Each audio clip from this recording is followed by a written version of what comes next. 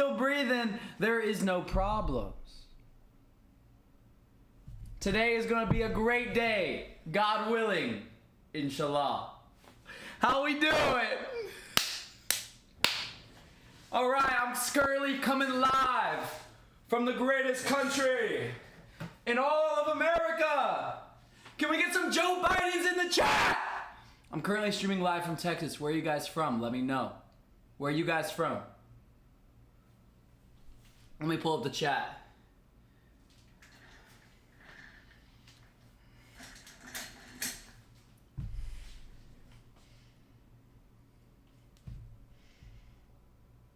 Yo, we got Egypt in the chat. We got the Netherlands.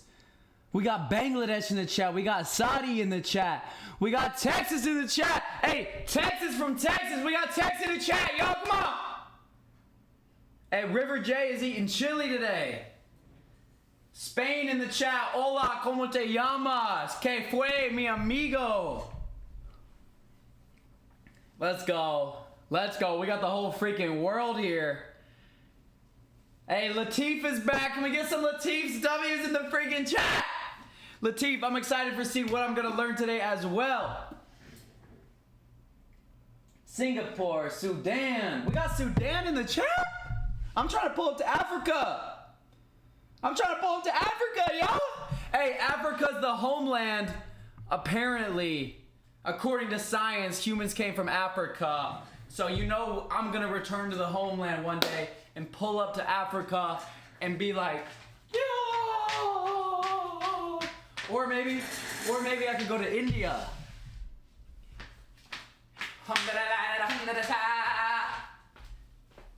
Alright, y'all.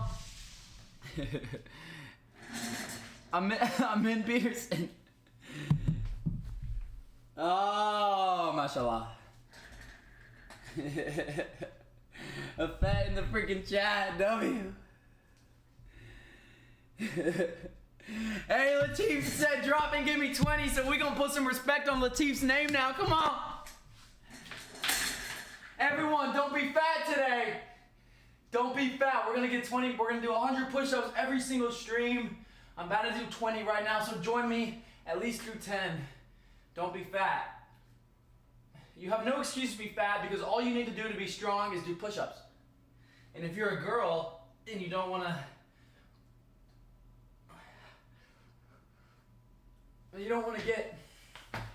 get like, you know, massive arms like me. Look at that, that's push-ups. If you're a girl, then just do like squats or something, I don't know. But you only need your body weight to be strong. All right, my name is Grayson Brock. I'm currently streaming live from the best country in the USA, Texas. And today, I am going to be continuing my incredible research project. Woo! Got some energy today, boys! Today I'm going to be continuing my research project of researching the Islamic religion. No, seriously.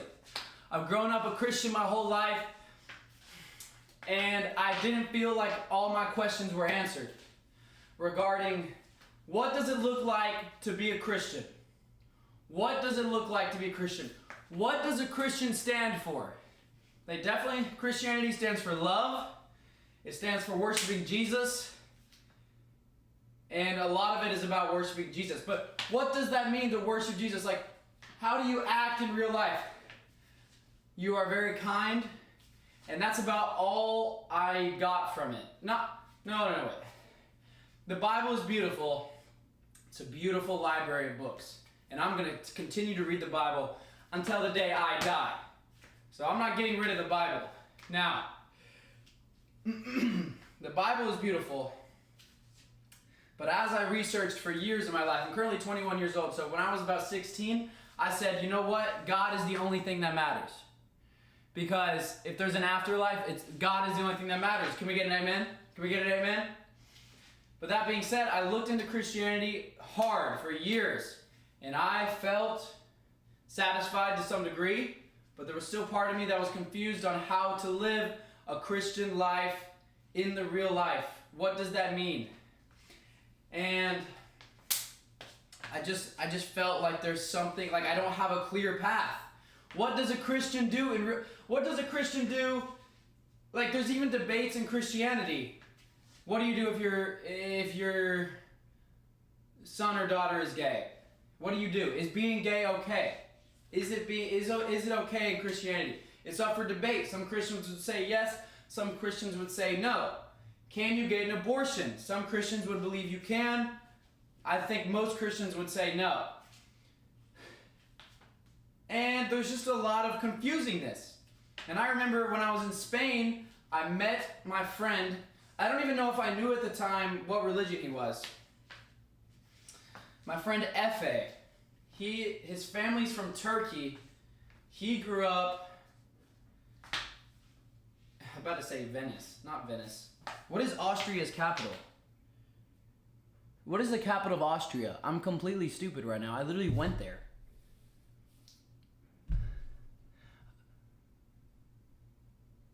What is the capital? Okay, it doesn't matter. Anyway, my friend that I met in Spain, I think we used to joke a few years ago, we would say like haram, or we said something haram, or maybe I said haram because I heard that word thrown around, like that idea of like, haram! Haram!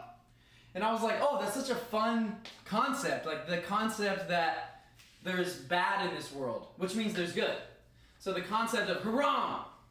I remember I was like saying that word, and I remember even at that time, I had heard that word and heard that idea of haram, and I was kind of thinking,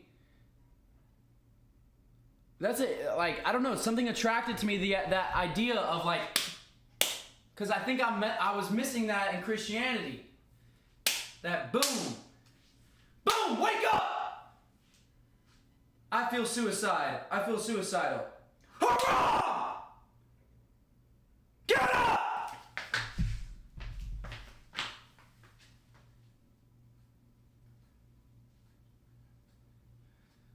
You can't be depressed if you do push-ups. So that idea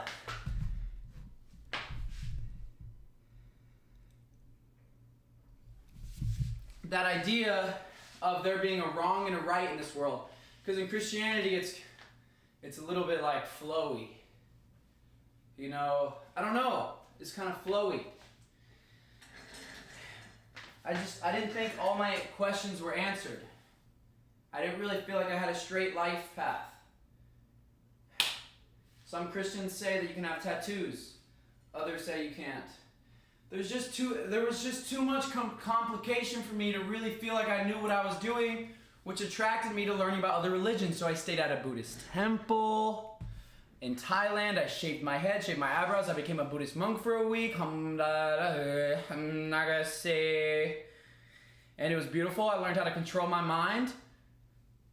I read a Hinduism book that taught me that you're only fighting against yourself at the end of the day.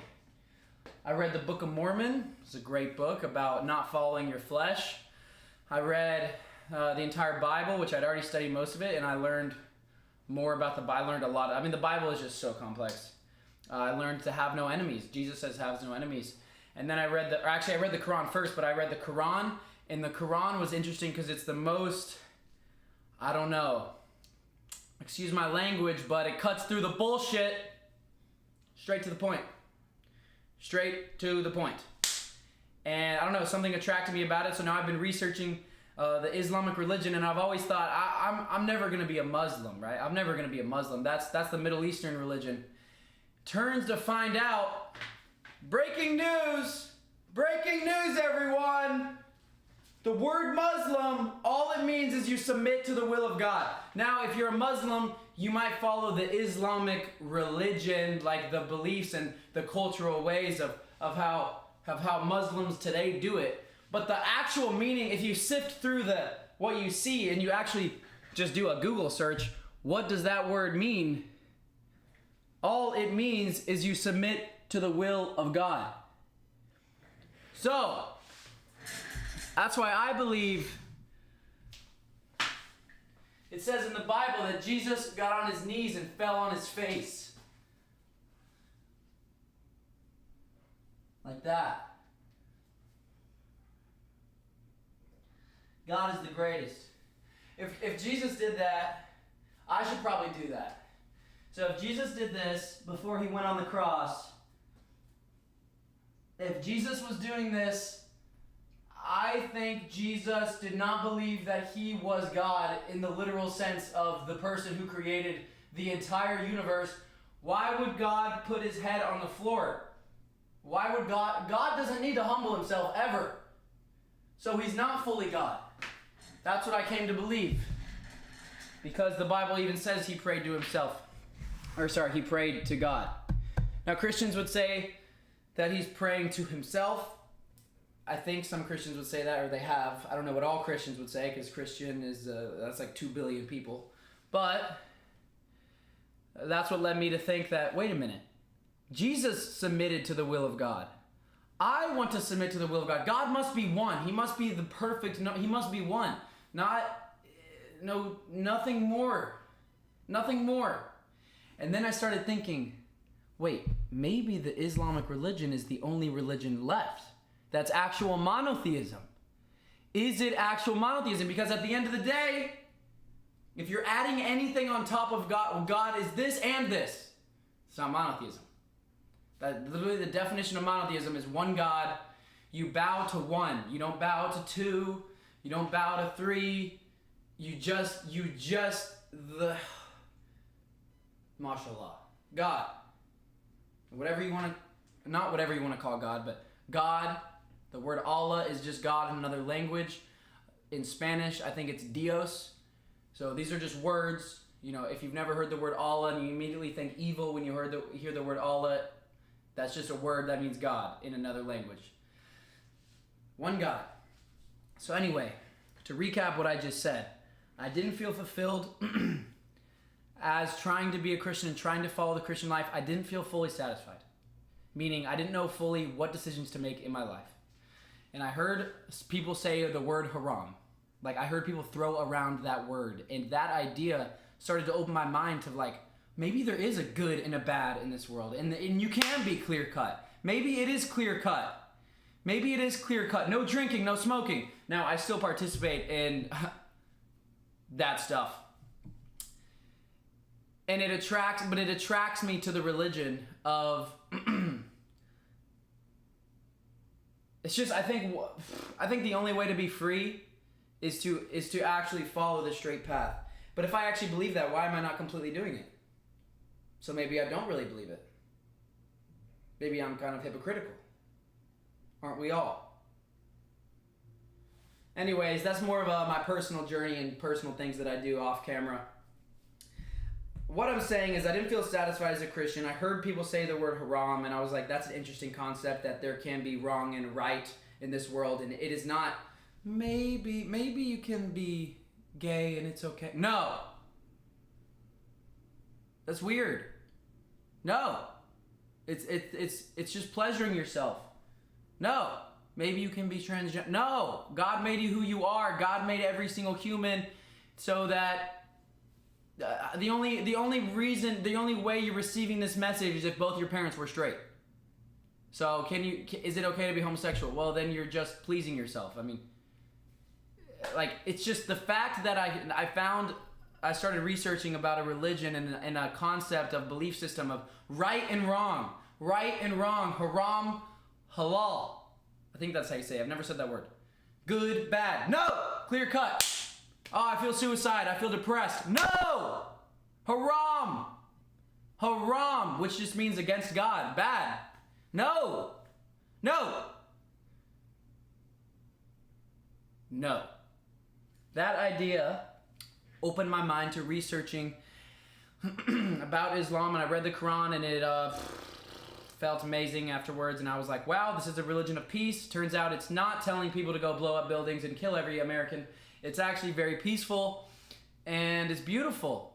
And so is the Bible, and so is the Bhagavad Gita, and so is the Book of Mormon. And all of this knowledge I've learned, there must be a straight path though. I don't want to be someone in my life who's just like, yeah, I'm spiritual. What does that mean? Everyone's spiritual, but like I want to follow an idea that makes sense. So that's what has led me on this journey. And 5 months ago, if you would just say the word Allah to me, I would think, oh, evil. or see someone wearing a hijab, I would think, oh, the poor girl is being forced to wear that. Oh, she's being forced to wear that. She doesn't want to wear that. Meanwhile, I had never even talked to a girl wearing a hijab. Like, I never asked one wearing a hijab, why do you wear a hijab? Do you feel okay wearing a hijab? So, I don't know. There's just a lot of bullshit that I'm sifting through in my mind to realize, why do I think this is bad? Wait a minute. What? Wait a minute. In the Bible, you want to tell me what also has got me interested in the Islamic religion? Is because in the Bible, in the Old Testament, as you know, I believe it's in the Torah, right? The Torah is the first books of the Bible. If you've never read the Bible, well, the beginning of the Bible is about the Israelite, the God's chosen people.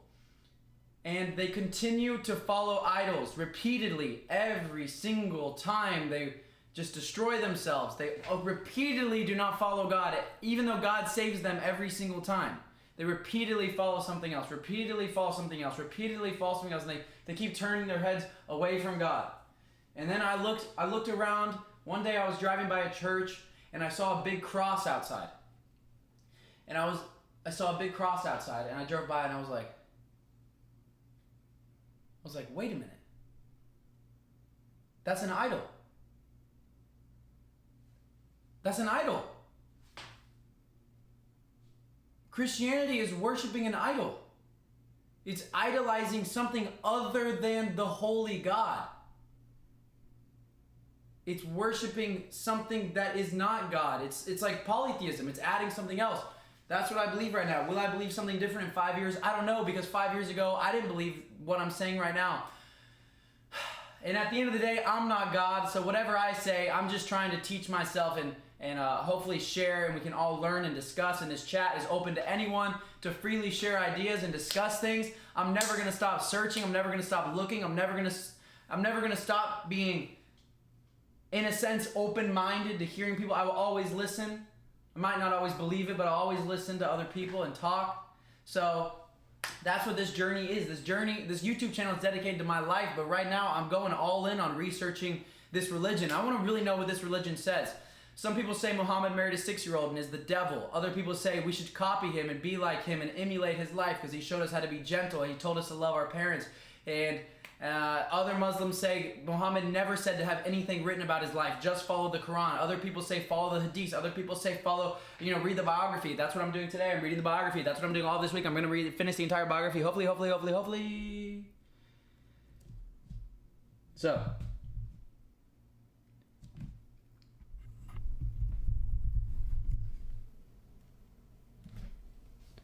to summarize everything, to summarize my entire spiritual life, I've always known there must be a truth and there must be something that sets you free.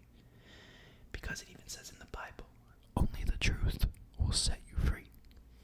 So I've been researching the Islamic religion, and it turns out that word just means someone who submits to the will of God. The word Muslim just means someone who submits to the will of God. So I believe Jesus submitted to the will of God.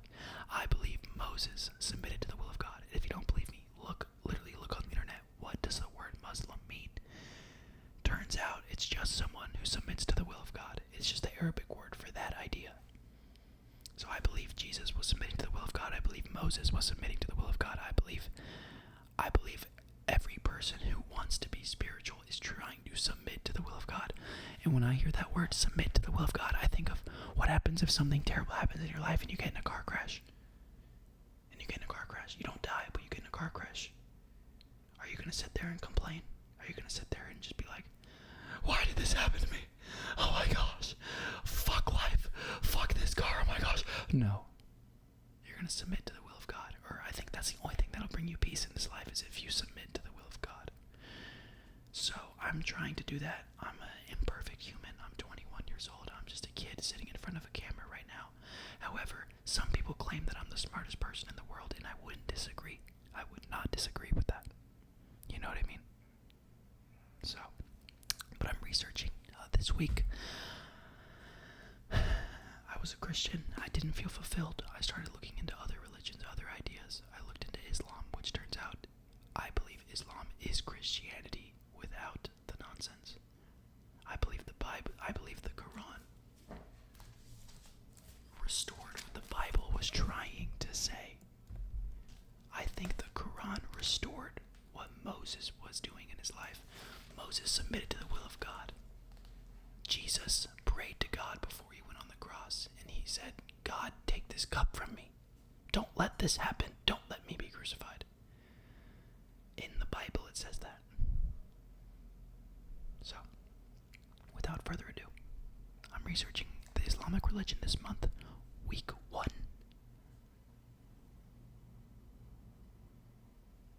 Week 1, I'm reading the biography of Muhammad of June. This is for June. This is for June 2023. Week 1, I'm going to be reading the biography of Muhammad to understand his life better. Some people say you need to understand the messenger to understand the message. Other people say you don't need to understand the messenger to understand the message. Other people said he married a 6-year-old. I don't even know what to think, but I don't know anything about Muhammad's life besides people yapping at me. So why don't we do our own research, look at it with my own 2 eyes, see what the biography says about Muhammad's life and what he teaches and what ideas. And today I'm going to be doing that. And next week I'm going to read Arabic or learn Arabic. I'm going to learn the entire language of Arabic in 1 week. As I said, many people on the internet have been claiming Grayson Brock is the smartest person alive. So we're going to put that to the test next week, and I'm going to learn Arabic in 1 week because, that's how it be. And then the week after that, I am going to study the Quran. Hopefully, go all the way through the Quran. We'll see. Inshallah, God willing, of course. That's what inshallah means. If I ever say inshallah and you aren't understanding what that means, all that means is God willing. It just sounds way cooler when you say inshallah. Like, God willing. Hey, I'll see you tonight at 7 p.m. God willing. I'll see you tonight at 7 p.m. Inshallah. Woo! God willing. That's what it means. It's just another language of saying God willing. God willing, I'll see you at 7. And yeah, so over the course of the month of June, week 1, I'm going to be researching the biography of Muhammad. Week 2, I'm going to be researching Arabic. Week 3, or learning Arabic. Week 3, I'm going to be reading and studying the Quran. And week 4, I'm going to research and study the Hadiths, which are other writings that are associated with the Islamic religion. Some Muslims say the Hadiths are not part of the religion. I've personally been to a mosque and they had Hadiths there. So I know that one mosque, they literally say they have Hadiths in there. But some Muslims say you don't have to follow the Hadith. I don't know. I got to make my own decision, and I haven't done enough research to figure out what I believe about the religion of Islam. But I tell you what, it does make sense to me to only follow God. At the end of the day, that's all this is. And the entire Quran can be summarized in the opening verse, which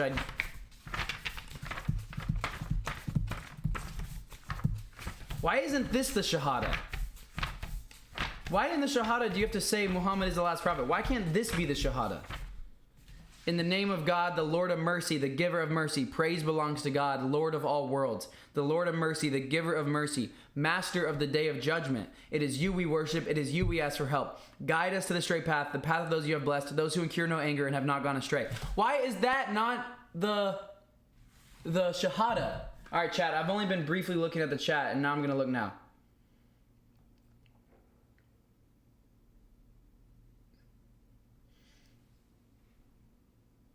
Ask God for guidance. True. Hey, Marine, Umar, I will tell you 1 sec.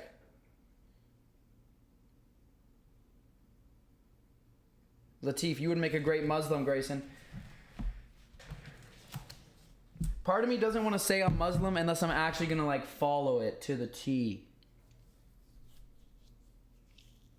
But that word just means you submit to the will of God. That's all that means. So I'm trying. Am I really doing it? I don't know, but... Why is this, guys, I wrote in the Quran, I said, so evil, terrorism, because everyone's idea of this religion is evil and terrorism. And it's just quite ironic, because if you read the first page, it's literally the most beautiful writing ever. In the name of God, the Lord of mercy, the giver of mercy, praise belongs to God, Lord of all worlds. It doesn't say anything about Muhammad in the opening verse. Fun fact. Today we're going to read the biography of Muhammad to understand his life better. Is everyone situated with who I am, what's happening, and where you are in this journey? Cookie, much love. I do want to have another mod, but I don't want it to actually be another Muslim because I want this chat to be fairly represented. I want the moderators to be fairly representing different people who believe different things.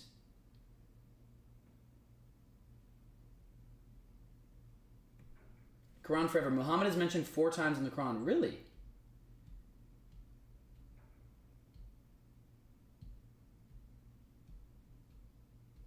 All right, let's get ready to read this book. Is anyone going to be reading along with me? You can find a PDF online about this too, and you can follow along with me and read about Muhammad's life and who he was, what time he came about, and such.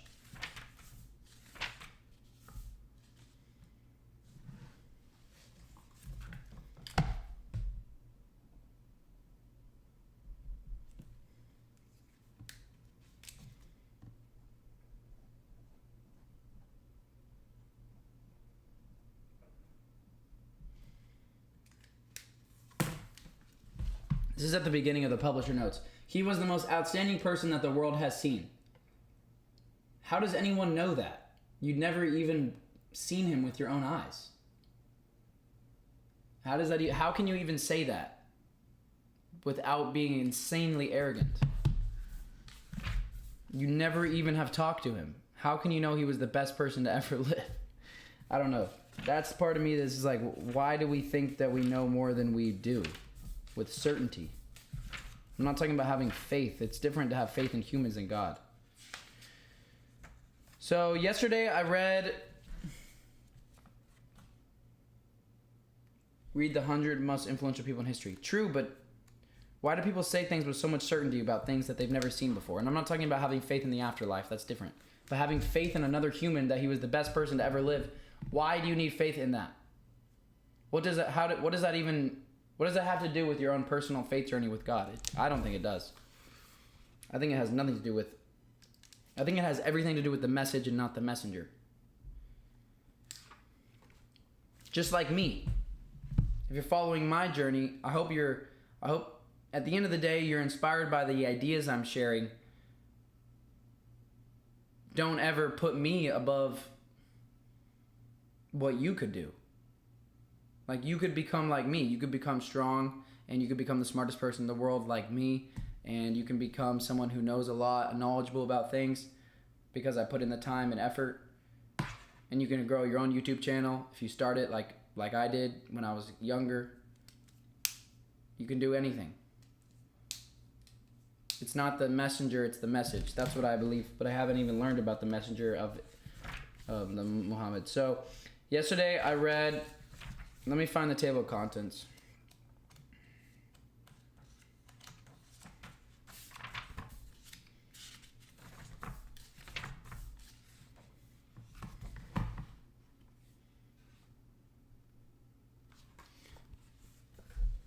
Yesterday I read the history of Makkah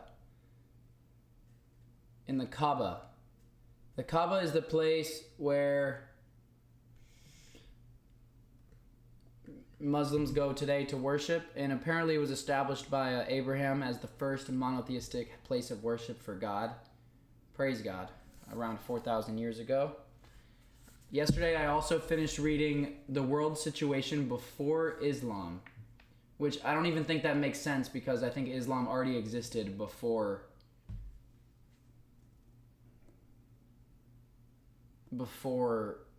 Muhammad.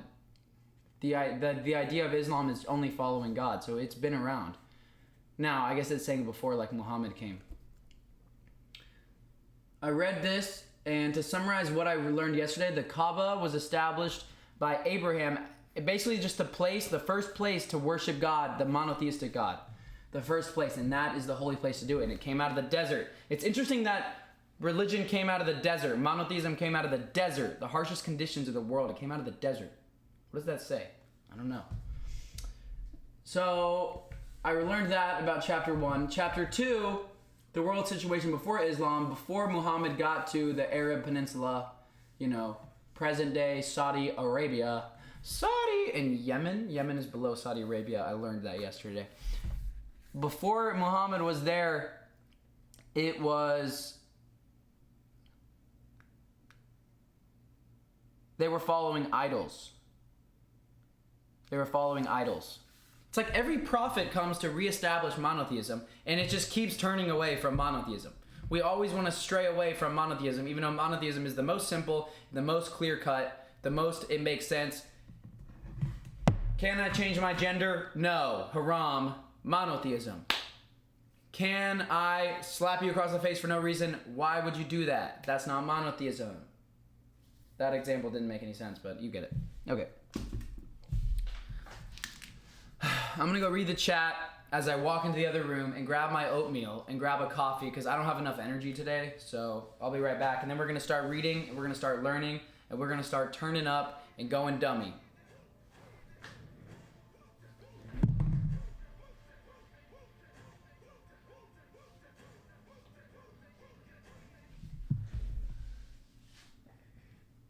My D, the reason why Muhammad is mentioned in the shahada is because we need to accept all of the prophets sent by Allah. You can name every prophet in the same shahada if you also acknowledge Muhammad. I've heard that before, but is that true? Why don't you name every... Why is the opening verse not the shahada? My D, can you tell me that? And I appreciate the support.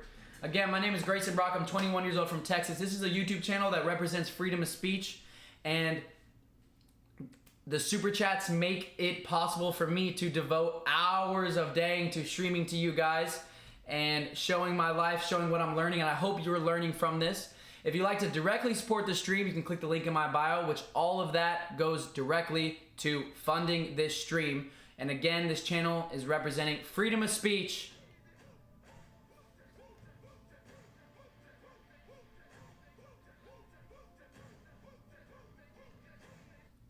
This channel represents freedom of speech and ideas being freely shared. That's all it represents, and thank you guys for making it possible. Let's learn something new today. Let's research. Let's learn about God. In fact, let's say a quick prayer. God, I pray that you guide me to the truth. I pray that you guide everyone here listening to this to the truth. Pray with me, pray with me.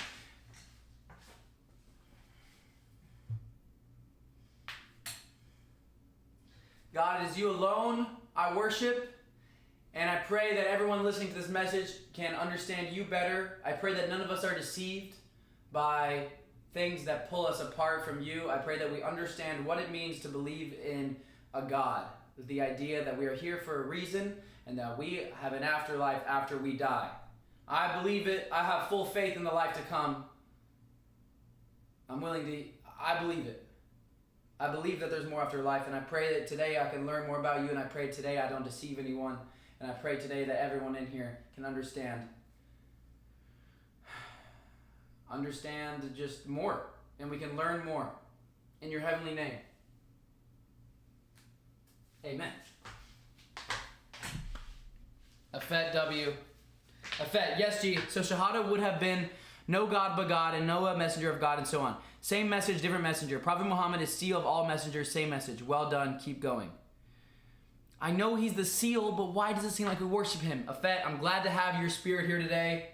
You are probably the most inspiring. Your comments are probably, I don't even know how to say it, but Afet, when you chat things, I actually understand what you're saying, and I feel the heartfelt intent behind the chat. I pray that everyone in the chat can understand what it's like to be on my side of the screen and have 500 people just yelling at you all the time. And when people like Afet actually send a heartfelt message,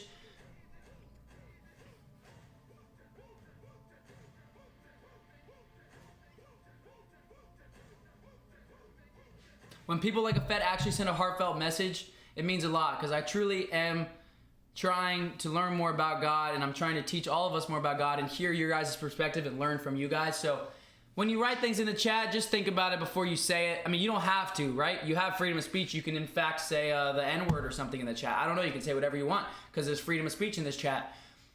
But I would ask as a courtesy to think before you type something, because there is someone on the other side of the screen and there are other people here who are learning and researching together. So let's be genuine. Let's be real, okay? I'm gonna go get my coffee. Be back and let's start researching, all right?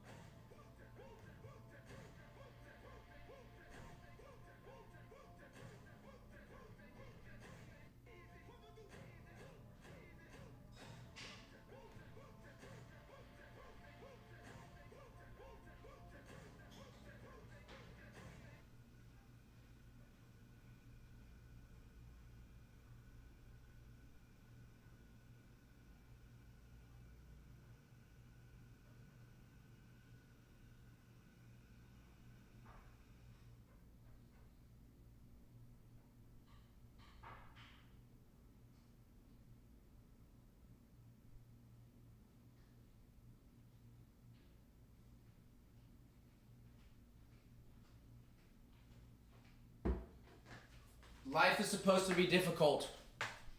That's why I'm not going to reheat my oatmeal. My oatmeal is cold and bland. No sugar coating, no sugar chocolate chunk, none of that bullshit. Straight up oatmeal, bitch.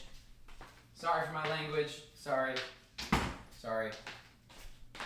Or am I sorry? No, I'm not sorry, because I like to have freedom of speech.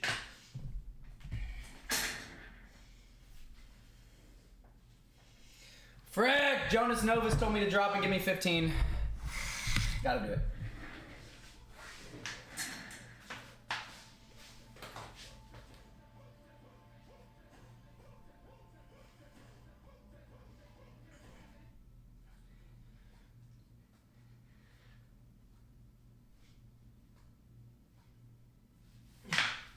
May God guide us all. Jonas Novus, much love.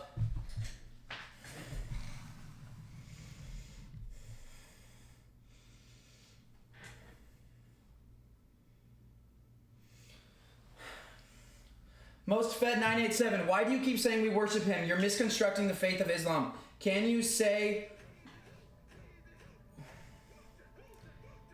what you mean?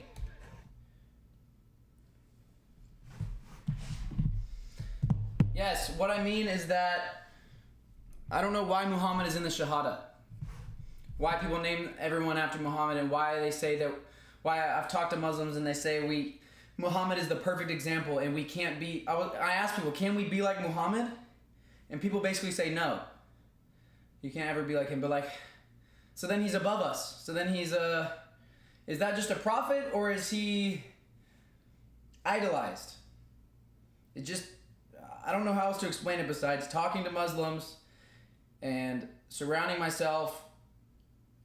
It's like Muhammad is, even in this it says, in this book it says this will increase our faith in him, in Muhammad. Why do we need faith in Muhammad?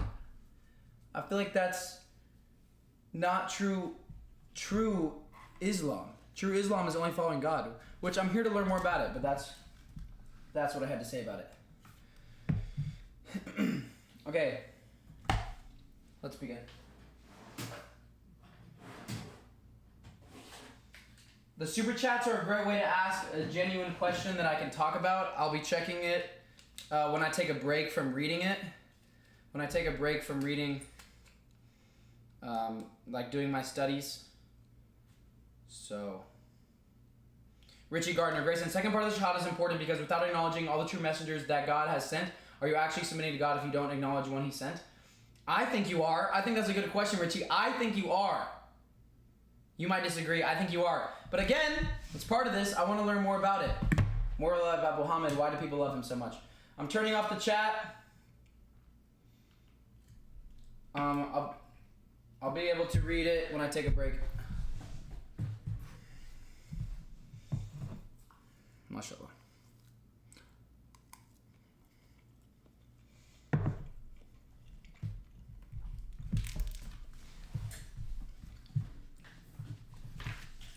Again, if you weren't here yesterday, I learned about what the Kaaba is. The Kaaba is a place of worship for the monotheistic religion. And Abraham is believed to have set it up 4,000 years ago. I also read yesterday chapter 2 of this book, which talked about how before Muhammad came around, the Arabian Peninsula was filled with people not following God, to put it in simple terms.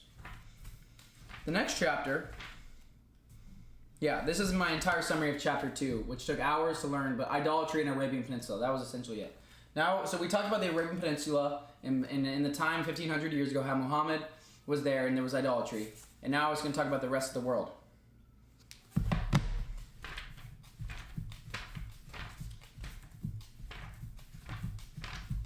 See how long this chapter is. Oh, it talks about all generations. Oh wait, we're not even at the beginning. Chapter 1 is after this. This is just the pre-context. So now we're learning about the rest of the world. Let's learn about the rest of the world. Both the Jewish and Christian religions subjected the revealed messages to alterations and interpretations. In consequence, they lost the original spirit and never rose up to play a constructive role in the removal of the corruption they had come to fight.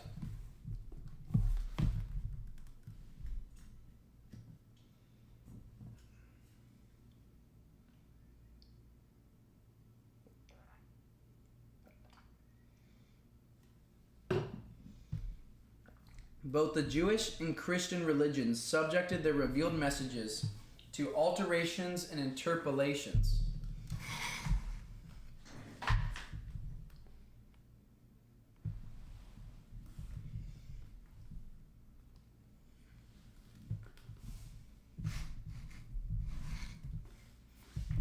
Do you guys like it better when you can see the book?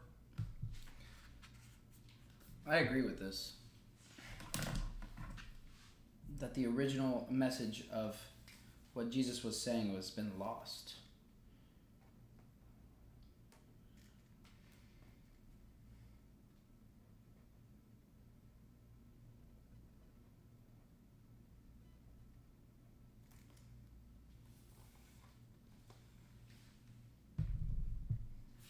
Judaism, which aside from the corruptions it brought to religious principles, claimed that it was a religion for the Jews alone, although they believed in the oneness of God, a blessing bestowed on them apart from others of the human race.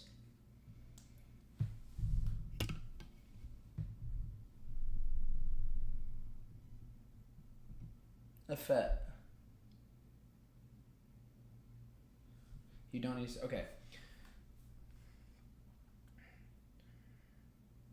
Although they believed in the oneness of God, a blessing bestowed on them apart from others of the human race, they were heavily influenced by the beliefs and practices of the pagans among whom they lived, or were in their neighborhood, or who overcome them.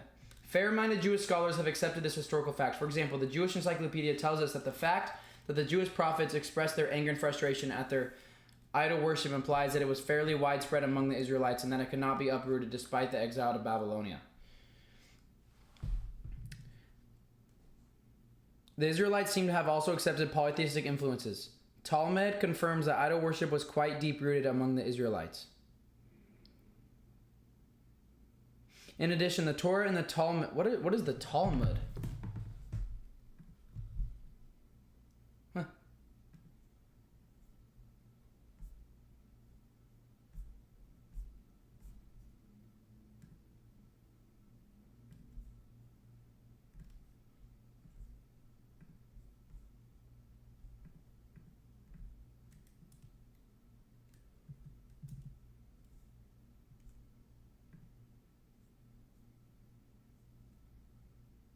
I don't know how to share my screen anymore.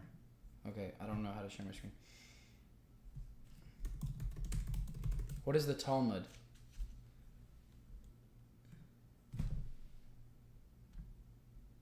Jewish book?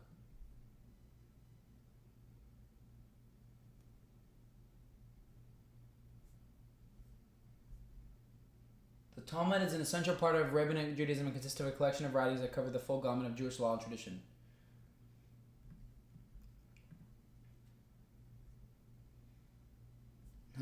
Maybe I need to read that.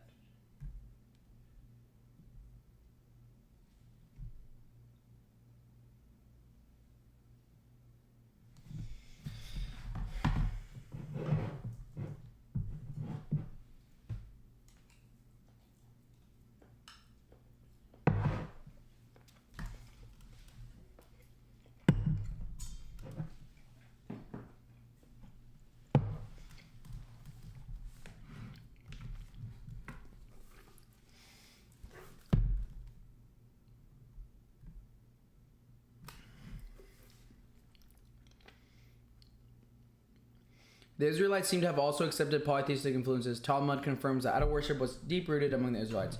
In addition, the Torah and the Talmud are full of writings that do not befit Allah, his messengers, or prophets. For example, one finds in the Torah, the Old Testament, that after the act of creation, God felt tired and needed to rest on the seventh day. He blessed this day because he quit all works and took complete rest. Following this, the Jews did not work on Saturdays.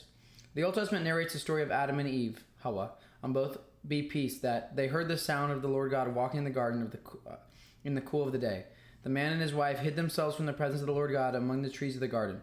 But the Lord God called to the man and said to him, "Where are you?" And he said, "I heard the sound of thee in the garden, and I was afraid, because I was naked, and I hid myself." He said, "Who told you that you were naked? Have you eaten of the tree of which I commanded you not to eat?" The image of God thus presented is that of a human who does not even know what's happening in his backyard. To the above, the Torah adds that after Adam ate of the tree of knowledge, he rose up to the divine level because of his sinful act. He acquired knowledge of good and evil, despite the fact that when he created him, his Lord had wished that he should remain ignorant. The Lord, in fact, pushed him out of paradise because he feared that Adam would rise in power, and one day he and his wife would eat of the tree of eternity and remain in paradise forever. Further, God was surprised by the corrupt behavior of the humans on earth and regretted that he had created them all. Similarly, God is shown in their books as regretting the flood that drowned everybody. It is also alleged that he accepted to be a guest of Abraham and went to his house in the company of two angels to enjoy a meal. Again, the corrupted Torah portrays God as entering into a wrestling bout with his messenger and slave, Jacob. The match lasts the whole of a night. When it became clear that Jacob would emerge victorious, God was forced to play a trick on him.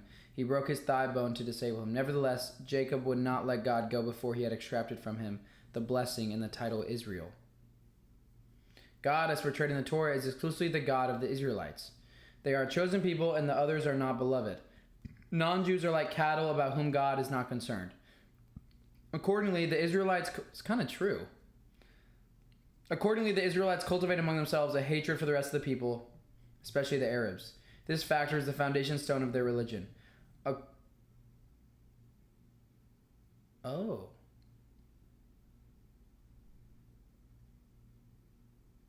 Whoa. Wait a minute. This factor...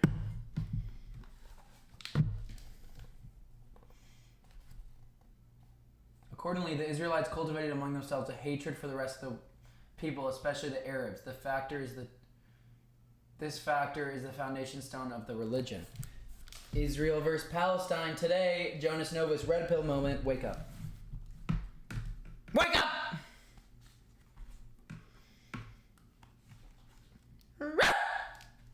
This factor is the foundation stone of their religion. Accordingly, one finds in the Torah prophet Noah depicted as getting drunk and lying flat, disclosing his private parts. When his son Ham, the progenitor of the Canaan tribes, happened to spot him in that state, he had a good laugh and dishonored his father before his other sons, Sam and Japheth. They saw him too in that state, but not his private parts. When Noah came to himself and came to know of what had happened, he cursed Ham. In the words of the Torah, he said, "Cursed be Canaan, a slave of slaves shall be to his brothers." He also said, "Blessed by the Lord my God be Shem, and let Canaan be his slave." The apparent objective of the story is to put the sons of Ham, the Canaanites, to disgrace, although in no way they sinned in this incident.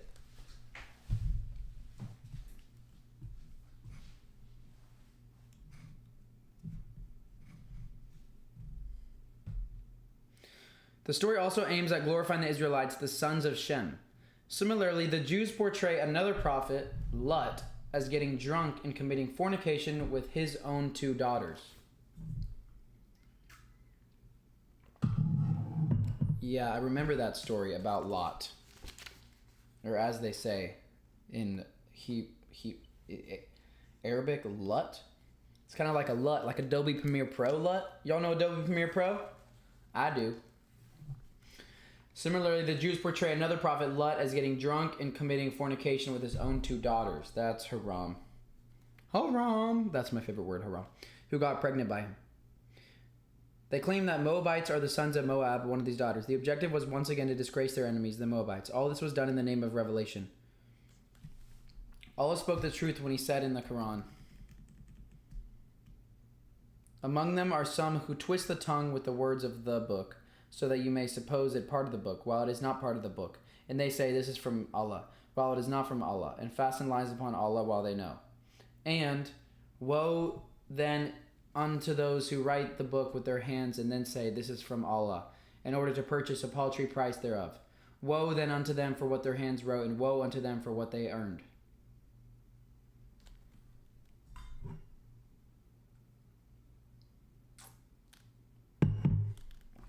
But doesn't the Bible say the same thing? Doesn't the Bible say the same thing? Like, be careful of what other people say in my name. Like, even Jesus in the Bible, it says, Jesus said that, like, people will come in sheep's clothing, but they will be wolves. It's like every holy book says that. But maybe it makes sense for the Quran, because maybe it actually is preserving God's message. I'm just already believing that I am not gonna... I'm not, if I, I'm already sensing that I'm only gonna read and study the Quran, and I'm not even gonna like talk about Muhammad in my personal faith life. Although it seems like it always comes out in the culture of the religion, but I just think the Quran is their true message. The Torah also gives to understand that all non-Israel women are prostitutes and their men goyim who can be killed with complete impunity. Whoever kills a non-Jew in effect offers a sacrifice to God. Could such a book be called a holy revelation of God which guides the people to righteousness and piety? It is these kind of beliefs that have rendered the Jews arrogant towards every noble value while they freely pursue their worldly objectives. An example is the protocol worked out by the Zionists. To achieve their objectives, they do not hesitate from slandering the prophets too. They portray Abraham as a greedy man of the world. They pass the story that he sent his wife to Pharaoh and asked her to pretend to him that she was his sister in order to get some sheep and donkey from him. The Torah reports him as saying to her that she should say she is his sister since it was good for Abraham to protect his own life. Similarly, they say that Jacob stole messengership from his elder brother by a cunning trick. Most strangely, they present one of... Okay, that is interesting. The story in the Bible of Jacob stealing his brother's blessing is crazy. Similarly, they show that Jacob stole messengership from his elder brother by a cunning trick. Most strangely, they present one of Jacob's daughters, Dinah, as a fornicator who slept with the chief of a neighboring kingdom. The Talmud says that Jesus Christ was an illegitimate son whom his mother carried after her evil act with a soldier called Bandera. Jesus himself is portrayed as a liar, mad, misguided, magician, trickster, and pagan. Is that true in the Talmud? I need to read it myself.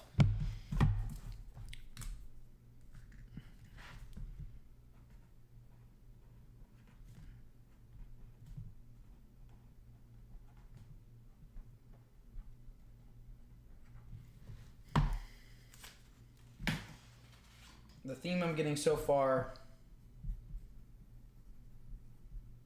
is this book is claiming that God has been misconstrued in the other holy books.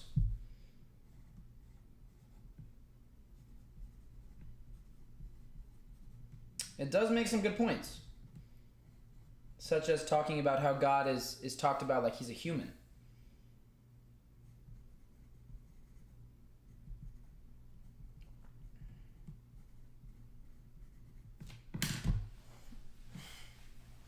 Theme: God has been misconstrued in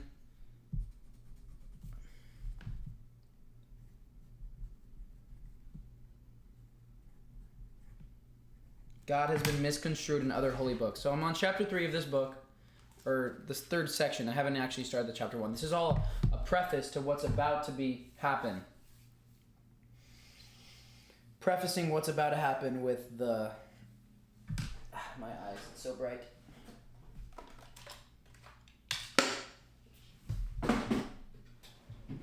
Prefacing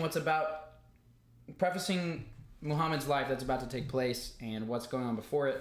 And so far, this is saying that both the Jewish and Christian religions subjected their revealed messages to alterations and interpolations. In consequence, they lost the original spirit and never rose up to play a constructive role in the removal of the corruption they had come to fight. I believe that is true. I don't even think...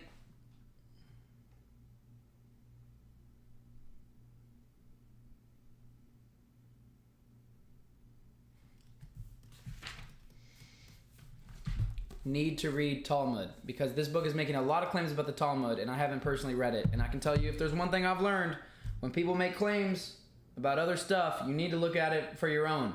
Don't believe it fully. Just take it in. Don't believe it.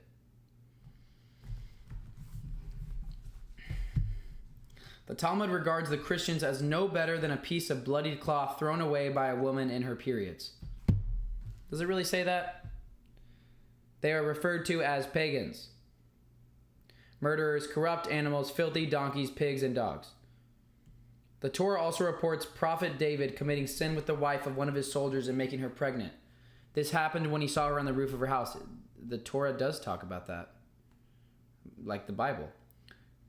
David is said to have promptly dispatched her husband to the most dangerous spot on the battlefront in order to get him killed and then marry his widow. Can a prophet possibly commit such a things and yet be a guide unto mankind?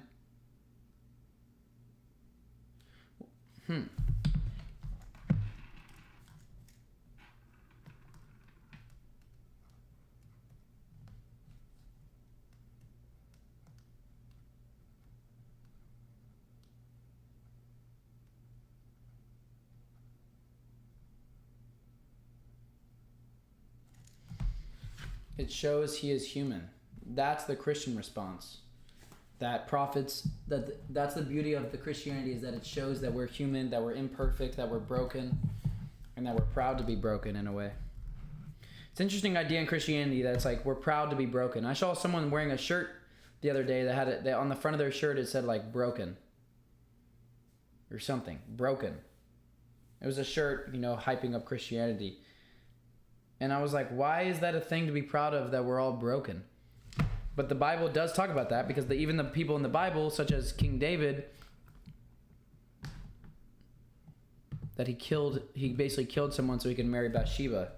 Is that really someone we want to follow? That's what this book is claiming. Is a prophet supposed to be perfect, though?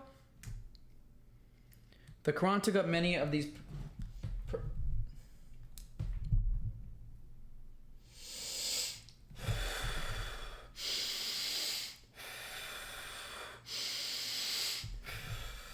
The Quran took up many of these perversions for questioning and criticized the contents of their holy books. For example, speaking of their inclination to idol worship, despite the fact that Moses was still among them, they said, appoint for us an idol as the others have their idols. While Moses was absent for a while, they were told by Aaron to give up their idol worship. They replied, we shall continue to squat before them until Moses comes back. The Quran criticized the fact that despite Moses' presence, the pagan leanings had remained strong. It said, meaning the Quran said this, and surely Moses, came to you with clear signs, but you took the calf for worship thereafter, and you were transgressing until in their hearts were drunk with their disbelief. Their arrogant behavior was also portrayed by the Quran, such as their words, show us Allah clearly. And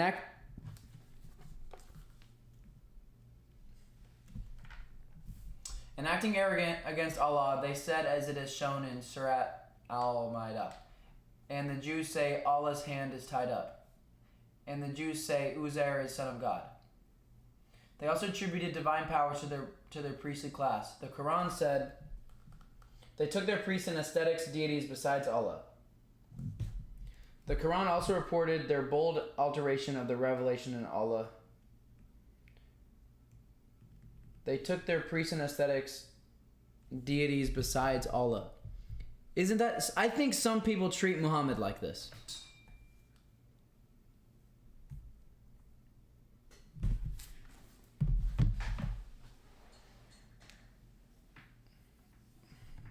I don't think Muhammad even wanted us to... I don't think Muhammad wanted to be included in the shahada.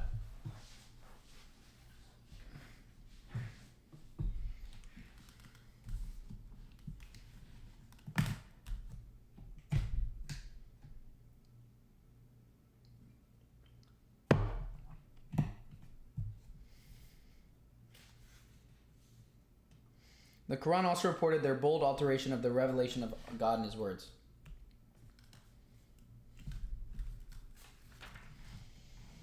Woe unto those who write this book with their hands and then say, this is from God, in order to purchase a paltry price thereof.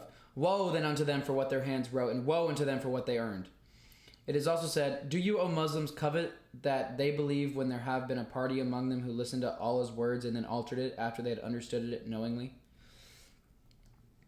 The Quran also told us about their attitude towards the messengers of Allah, saying, it is not that whenever a messenger came to you with that which your passion did not approve, so that some of you then cried lies while others you murdered. It also said, they used to disbelieve in the revelations of Allah and murdered their prophets without right. It also said, why then do you murder Allah's prophets if you were believers? The above quotations from the Noble Quran and those from the Holy Literatures of the Jews provide sufficient proof of the corruptions and perversions into which the Jews had fallen.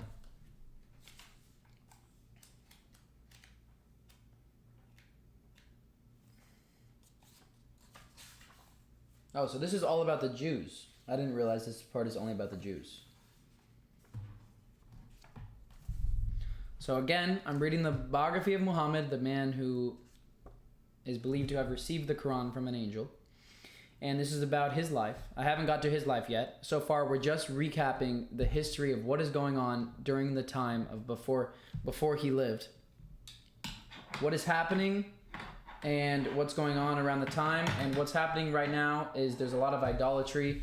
Before Muhammad was born, there was a lot of idolatry, according to this book. And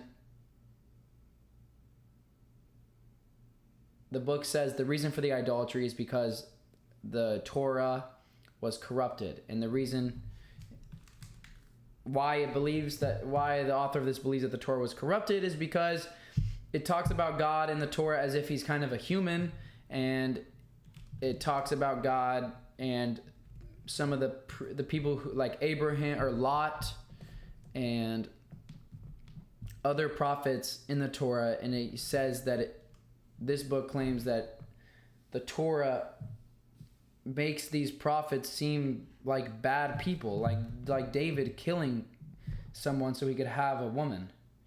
And it says, you really want to follow someone who does that? Those are your prophets? In Christianity, they say, yeah, that's like proof that those are real people. It's a good point.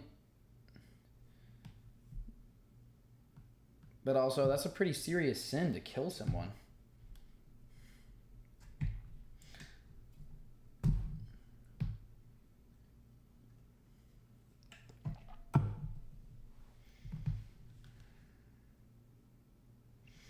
Socio-political life. Allah never meant to send down a religion that completely lacked humanism. The Jews completely disfigured the religion to make it one that had no aspect of mercy in it for the humankind, fastening upon the prophets of God such low qualities as unbefitting ordinary men. No wonder that they have remained at war with the non-Jews to this day. In the 7th century, we find that they engineered a clash between the Christians and the Persians in Antioch, resulting in a slaughter of the Christians. Similarly, they aided the Persians in the persecution of the Christians in Sham, murdering by their own hands a large number of them in Sur. It was right then that the Roman Emperor Hercules took revenge on them when he learnt of their role in the slaughter of the Christians. We find the Quran, therefore, describing very accurately their situation in the 6th and 7th centuries of the Christian era and the perversion of their behavior and attitude individually as well as collectively, rendering them unfit for the moral leadership of the world. Allah said in the Quran that because they say there is nothing binding on us regarding the unlettered ones, they fasten a lie upon Allah while they know. Down at Yathrib, the Jews who dominated trade and economically exploited the poor Arabs instigated wars between Aus and Khazraj. Later, they antagonized the Prophet and tried their deceptive hand on the Muslims quite too often, until on Allah's command, the Prophet expelled them from Medina, and following up his instructions, Umar expelled them out of the Arabian Peninsula. That was the only way of doing with their mischief and conspiracies. The Christians. So we just finished the Jew part.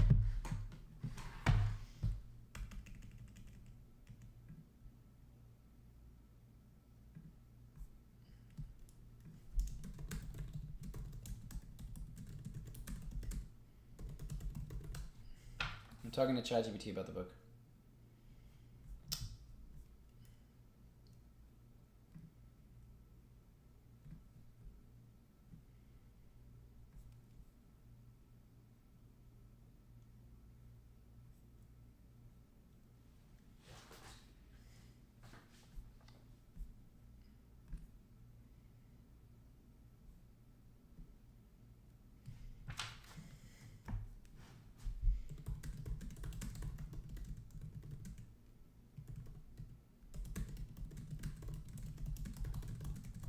I'm on the chapter about the rest of the world. What is the summary of the section about Jews?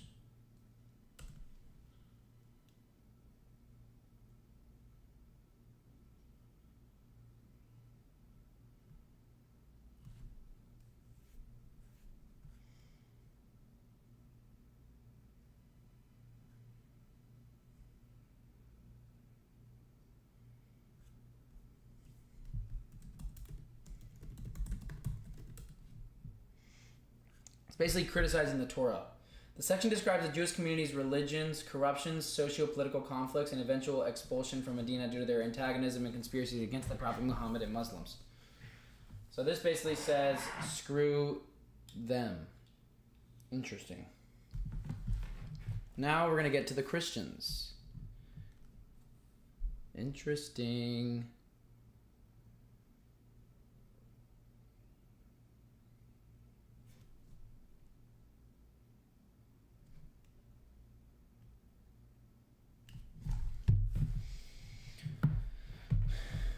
Okay, I haven't been reading chat. You guys can hear me well and everything is going good, right? Nadia said, don't be fat.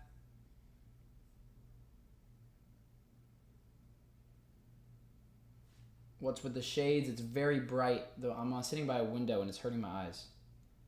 Okay, you guys can keep along. Does it help for me to show the book, or can you follow along just by me reading it and sharing my ideas? Because I often try to summarize it so you guys can understand what's happening.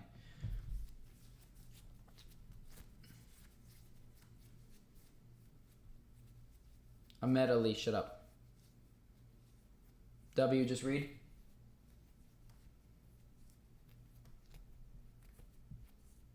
All right, sounds great. If you want to follow the PDF, you can look up this right here and look up PDF and follow along with me. I'm on this part. Okay, bet. Thank you, Afet. Okay, just read. Chill.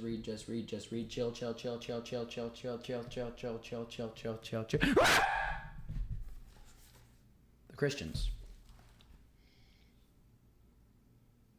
So bright.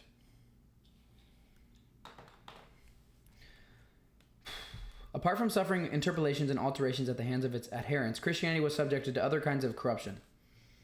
One was incorporation of pagan, Greek, and Roman superstitions. It led to a dilution of the teachings of Christ. Over time, it led to the transformation of their religion into one burdened with pagan ideas.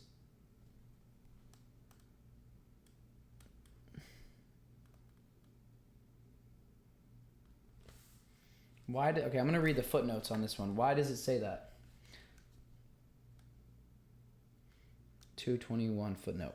Dr. Muhammad Abu Ghait took up the study of the history of the four approved Gospels, Matthew, Mark, Luke, and John. He writes, "In what has preceded, we have presented the history of the Gospels as accepted by the Christians and the extent to which they can be attributed to the authors attributed to them.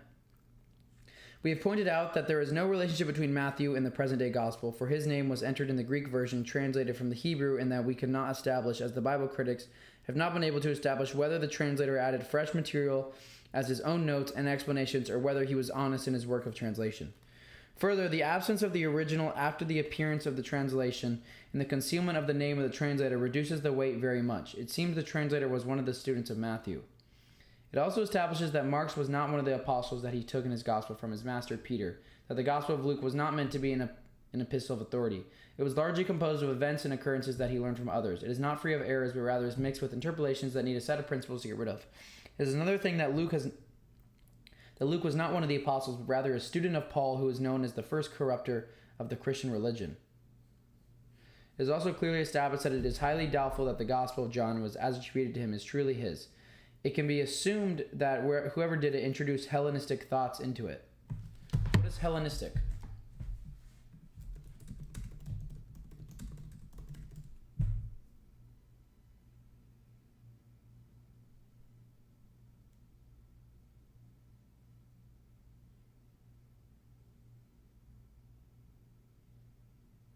Alexander the Great.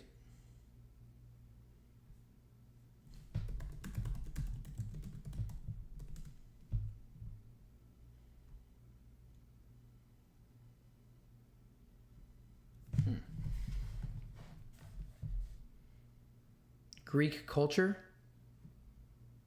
Hafsa. Greek philosophy. Okay.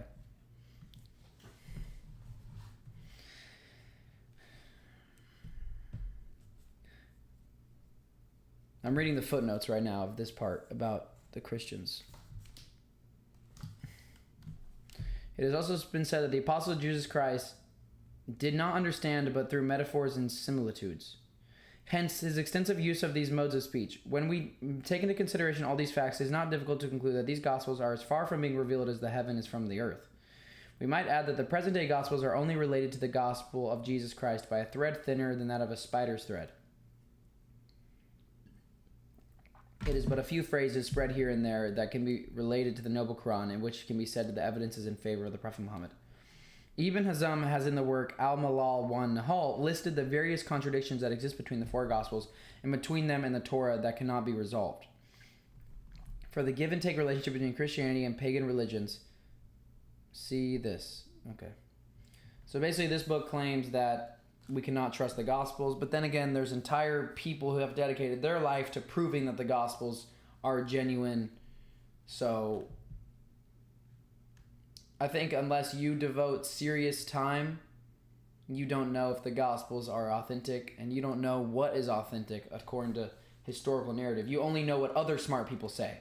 And smart people say that the Bible is authentic, and other smart people say the Bible is not authentic, or the Gospels. The Gospels. So at the end of the day, I think you should just see if the ideas lead you to a clear life. And for me, the Gospels did not lead me to understanding what type of person to be 24/7. I didn't think that there's a straight path from it. There's many things to learn from it, but I didn't understand a straight path to live by.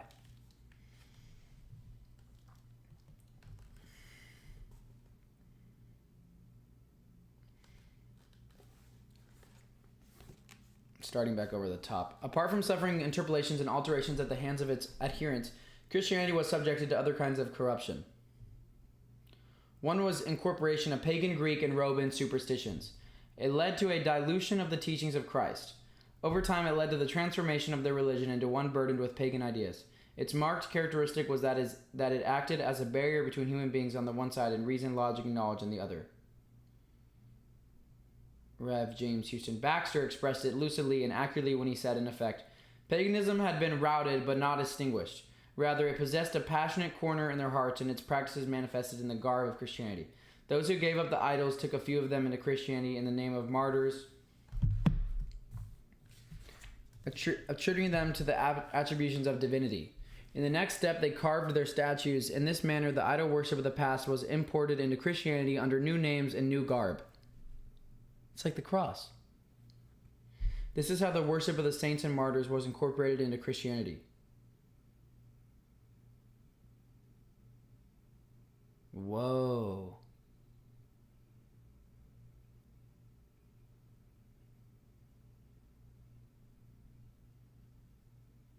The belief that came along was that only follow God. That's what I'm learning from all of this religious research. You can't follow anything. I don't even want to talk about humans. I just want to talk about God. But today we're not. We're talking about this guy. But here we go. The belief that came along was that since these figures had some of the attributes of divinity in them, they could be resorted to for intercessions and used as intermediary figures between God and man. Thus the names changed. Realities did not. It came to such a pass that by 400 AC, why don't they use AD? AC, that's some weak shit right there. Use AD. Everybody uses AD. after death of Jesus. Oh, but you Muslims don't believe Jesus even died?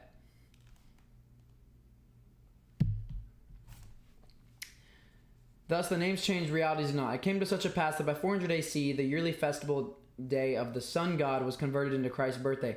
I read about this. I read about that in the 48 Laws of Power. Oh my gosh, I have to go get it. Actually, I won't go get it. I'll ask chat.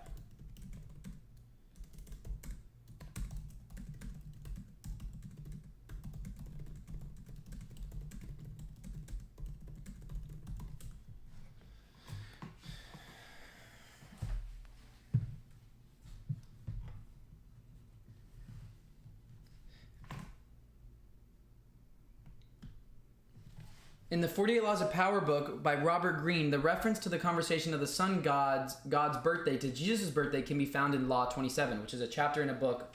It's called the 48 Laws of Power. It's about how to become the best version of yourself. And it talks about in the book how you need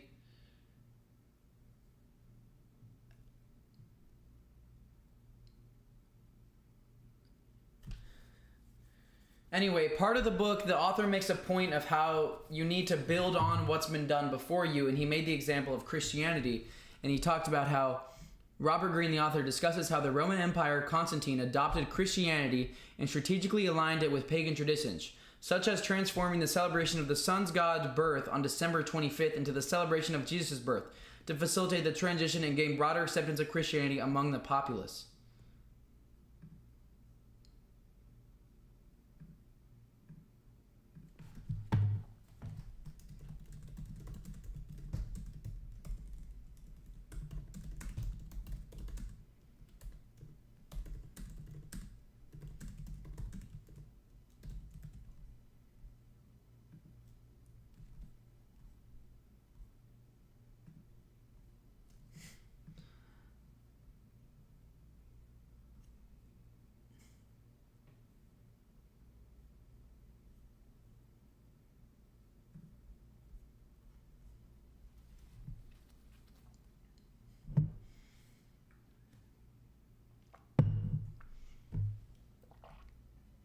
Latif.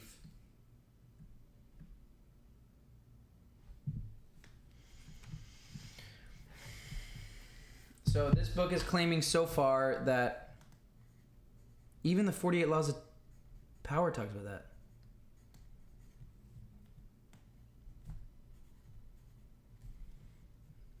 This book is claiming so far that Christianity adopted pagan ideas.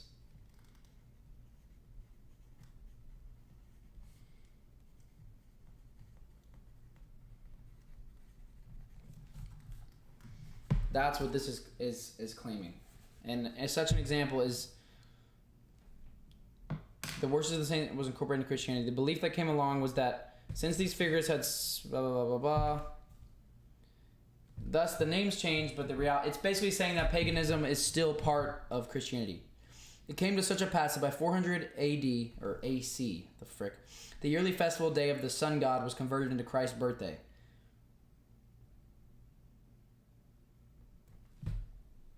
That's crazy.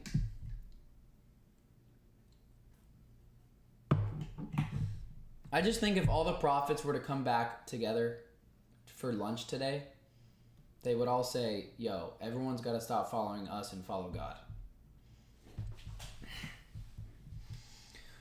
What Abu Ghat has to say about Christian paganism ends on the following note. During the days of oppression, idol worship remained raising and lowering its flag, following the efforts of the Christian priestly class to appease the Roman emperors who persisted in their desires that their statues be revered. Anyone who opposed their desires was persecuted and faced burning on the stake and destruction of property. Christian history is full of such stories. Finally, after a long struggle, Christianity bowed to the Roman pressure as well as the pressures from those who had converted to the Christian faith, but showed no inclination to give up the idols the Christians had inherited from their forefathers. In addition, Christians introduced priesthood into their religion and interpolated into the New Testament what no man of sound mind would accept. Ibn Hazm, for instance, one of those who took up a comparative study, reached astonishing conclusions when he studied Christianity from its sources and debated with the Christians. He wrote, "The Jacobites amongst the Christians claimed that Jesus was God himself who was crucified and he had died on the cross. They said the world remained without God for 3 days until he rose and returned to his throne. Thus God, though eternal, became the created in martyr's womb. This is what the Quran criticized about Christian beliefs in Surat al-Ma'idah 72. Surely those people committed disbelief who said that Jesus Christ is God." And in verse 73 of the same, it said, "They said Allah is the third of the three." And Allah said, reporting the words of Isa on the day of judgment, which is Jesus, in the same surah, verse 116, said, "Did you tell the people, declare both me and my mother gods besides Allah?" If not for these statements in the Quran, no Muslim would dare repeat that the Christians claim as their beliefs. If not for these statements in the Quran, no Muslim would dare repeat what the Christians claim as their beliefs. By Allah, if we hadn't met the Christians, we wouldn't have believed that there can be people so far removed from reason and logic.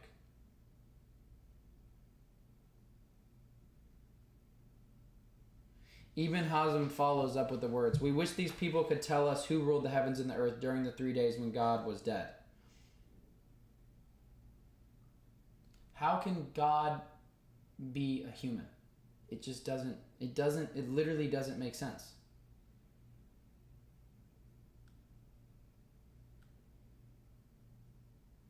It's paganism. That's paganism. That literally is paganism.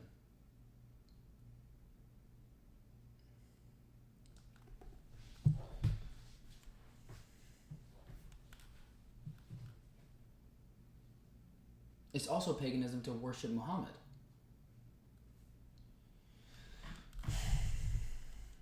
We wish these people could tell us who ruled the heavens and the earth during the 3 days when God was dead. We might also ask these people who claim that their Lord is composed of three elements, the Father, the Son, and the Holy Ghost. If the three are in one, co-equal, then why did you have to name them the Father, the Son, and the Holy Ghost?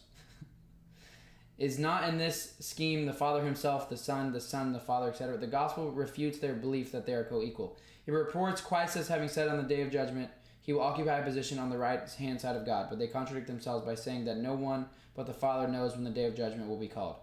It is clear that the Father is not the Son and vice versa, and if three are different, which is something the Christians don't accept, then surely each has to be lesser than the others in attributes and qualities. Obviously, any quality that suffers diminution cannot be eternal. As for the Christian belief in the truth of the Gospels, Ibn Hazm summarized the objections in the following words. The following are 70 instances of forgeries, misstatements, and contradictions in the Gospels that cannot be resolved. Some of these forgeries are composed of 3 forgeries or less. This last part is interesting. It's about the Trinity.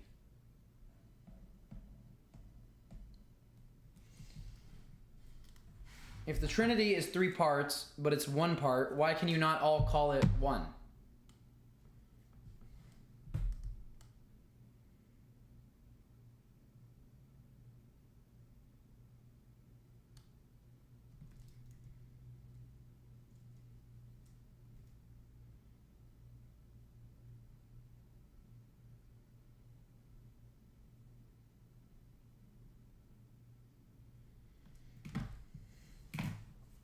As for the Christian belief in the truth of the Gospels, Ibn Hazm summarized the objections in the following words. The following are 70 instances of forgeries, misstatements, and contradictions in the Gospels that cannot be resolved. Some of these forgeries are composed of 3 forgeries or less. For instance, sometimes the text claimed that Jesus was God's son, at other times that he was Joseph's son, and at another time he was David's son, and finally son of a man. At some places they say he was God who creates and nourishes. At another place it is stated he is God's lamb. On another occasion it is said that he is God with God within him. Yet he is in his disciples, or the disciples are in him. He is also God's knowledge and his power. In other places it is stated that he does not judge anyone and does not execute his will. In some places he is a prophet and a slave of Allah. On one occasion God surrendered him to his enemies. Yet he is also portrayed as one who was bestowed the kingdom of God so that he could decide on the lawful and unlawful. Yet the same Jesus also suffered pangs of hunger asking to be fed. He felt thirsty and drank water. He sweated from fear and cursed a fig tree for not finding a fruit in it. Then he was arrested, slapped and hit on the head, spat in the face, whipped in the back, taken to the cross, made to drink vinegar, and was finally crucified between two thieves on a cross with his hands nailed to it. When dead, he was buried, but after an interval, he rose. Interestingly, when given a new life, his first and most important concern when he met with his disciples was food. He demanded to be fed. They offered him bread and fried fish, topping it with honey. After that, he attended his affairs. After writing the above, Ebenhausen lists down the lies, blasphemies, and slanders which are introduced into holy books other than the Gospels. Surely, when Judaism and Christianity stooped to this level, humanity stood on the need of a new messenger. So Muhammad, the son of Abdullah, who sent down to rescue the humanity and establish a religion which the world was glad to receive. That's the end part of the Christian part. Well, this is still Christian, the socio-political life. This basically claims that Christianity is paganism.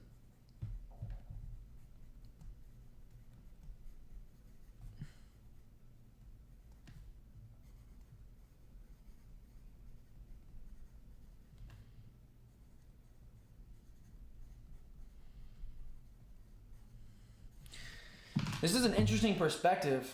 I would love to hear another Christian react to this. They probably would. Not many Christians would ever even read this, though. I mean, not many Christians have even read the Bible. I mean, what hope do we have of uniting under one religion if people aren't even researching about their own holy book?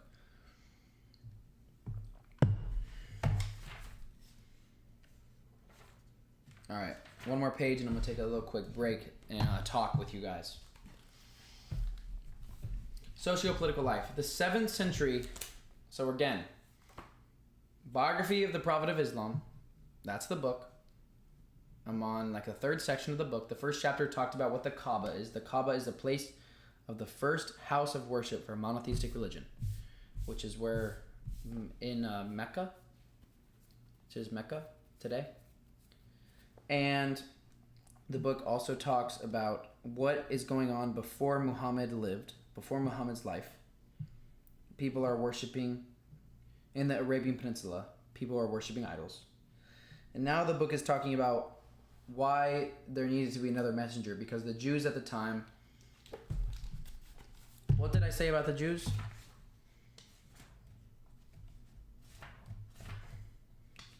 That the Jews... that they misconstrued God and the message was lost. Basically, this chapter is about how both the Jewish and Christian religions subjected to the revealed messages to alterations and interpolations, and consequently lost the original spirit and never rose up to play a constructive role in the removal of the corruption they have come to fight. Interesting. That's what the Jews said, and now this book claims that Christianity is paganism. For example, December 25th, which is known as celebrated as Jesus' birthday, used to be the day for the celebration of the sun god. And then they just moved it to Jesus' birthday, which I've read that in other books too. Interesting. Socio-political life. The 7th century dawned to witness wars between the Christians of Sham under the tutelage of the Roman Empire and the Christians of Egypt. The cause was the disagreement over the nature of Jesus Christ.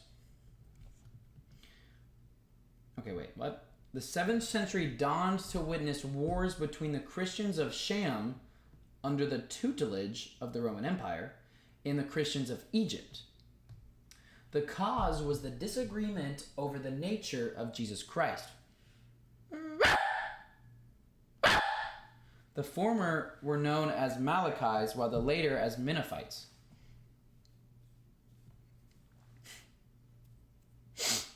Mashallah. The Malachites believed in the dual nature of Jesus Christ, while the Menophites believed in a single nature.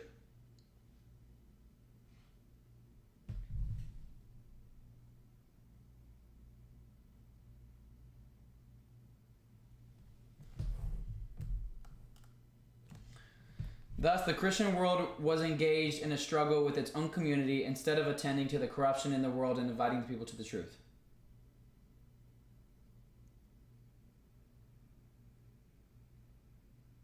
Yo.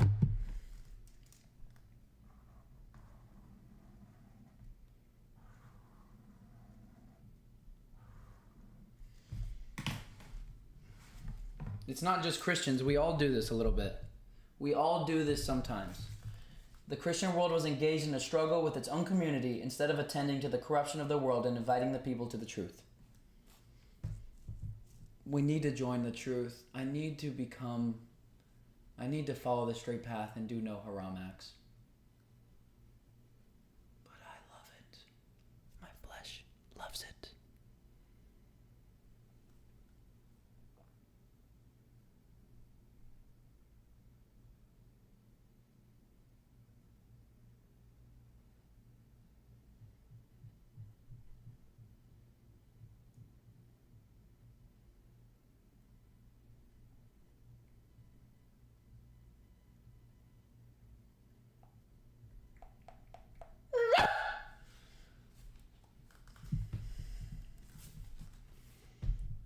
The Copts of Egypt were subjected to persecution at the hands of those of the Christians who lived in the territories of the Roman Empire. On the Eastern Front, people faced such hardships that they preferred to live under foreign rule, and rebellions ensued. In the year 532 CE, it is said that some 30,000 people were killed in Constantinople alone. They went to extremes in resorting to ways of torture. In the Byzantine Egypt, a reign of religious persecution and political persecution brought about suffering, oppression, and hunger in a land which they milked before forgot to feed. The people were only relieved of their suffering by the arrival of the Muslim armies, as acknowledged by the Christians themselves, such as Gustave Le Bon. In Sham, the Byzantines overburdened the people with taxes to the extent that they were forced to sell their houses to pay back loans. As for northern and western Europe, they faced permanent state of wars and lived under complete darkness of high ignorance. They discussed issues such as, is a woman an animal or a human being, and does she possess a soul or not, and can she be given the right to buy or sell property? Okay, that ends the chapter about Christianity. This book claims that the Jews took the Torah, or the Torah is corrupted, and it literally makes God sound like a person, and makes the prophets such as David, he killed someone. Did he really do that? And Lot, how he slept with his daughters or something. And it says that the Christians are simply following a new religion that's still paganism. I mean, it's not the first time I've thought of that, but interesting. All right, chat, how we doing? How we doing? What's going on?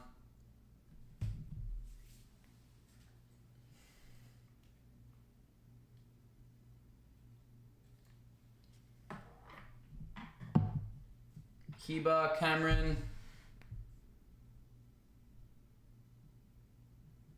NB, you gotta stop spamming, brother.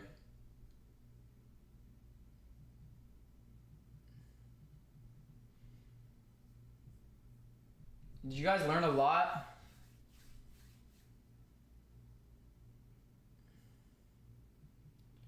Hi, yo.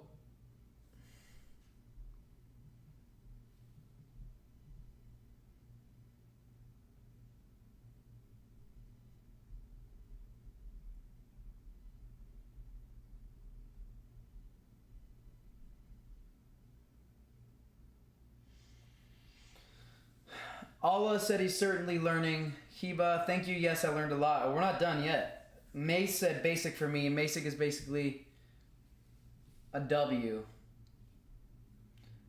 Hello, Grayson, brother Grayson. Let's chat on Discord.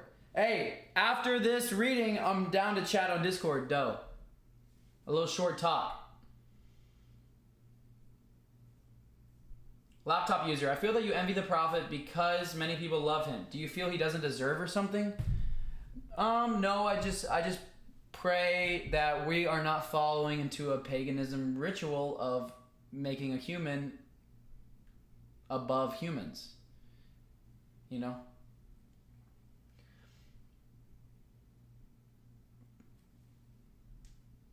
Down to chat on Discord, basically.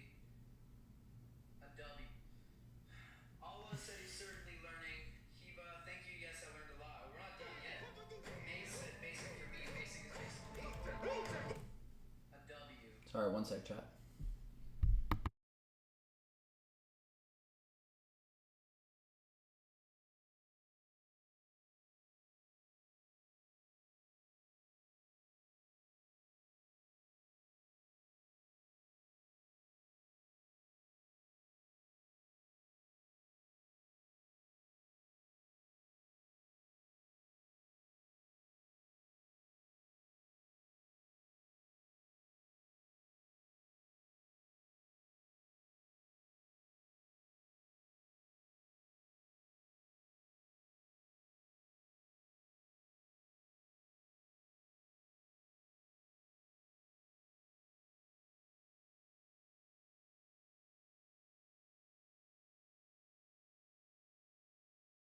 Yo, when that little thing comes up, does it make a bunch of noise like the ooh ah woo ah woo ah woo? Does it do that every single time? Because I don't want it to be too disruptive, and I'm new to streaming. Is it making that noise every time? It's not? Okay, good. Okay, so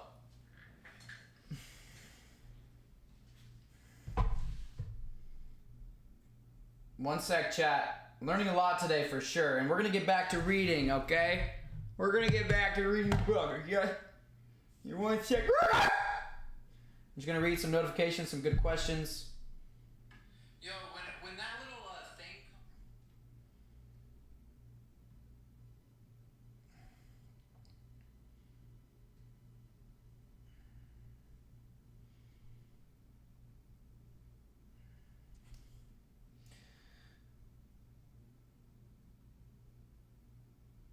Okay. Mostef 987. Shahada includes the last bit to differentiate Muslims from Christians, Jews, since they accept all prophets, except for Muhammad, peace be upon him. Oh! Okay, Masfet, if the point of the Shahada is to distinguish that we only follow what we also agree with this prophet, then that actually makes sense. Mostef 987. Are you still here, Mostef? This is your super chat from an hour ago. That actually makes a great point. That's the best explanation of why it's in the Shahada to me. Irfan Farid. Muhammad is the messenger is in the Shahada because to reemphasize he is a messenger so people don't turn him to God. Oh, wait, is that what it says in the Shahada?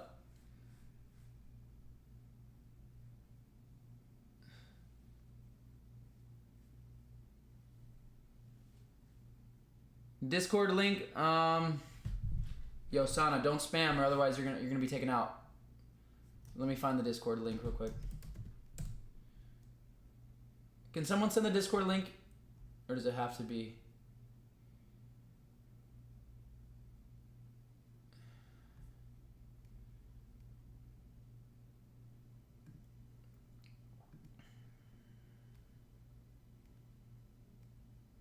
Invite people.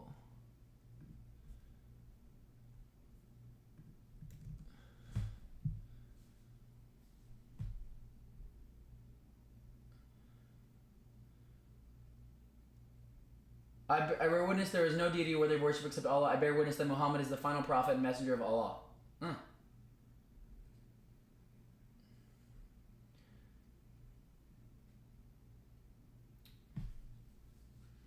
Mosfet 987. How are we so sure of the character of Muhammad? Because of the hadith.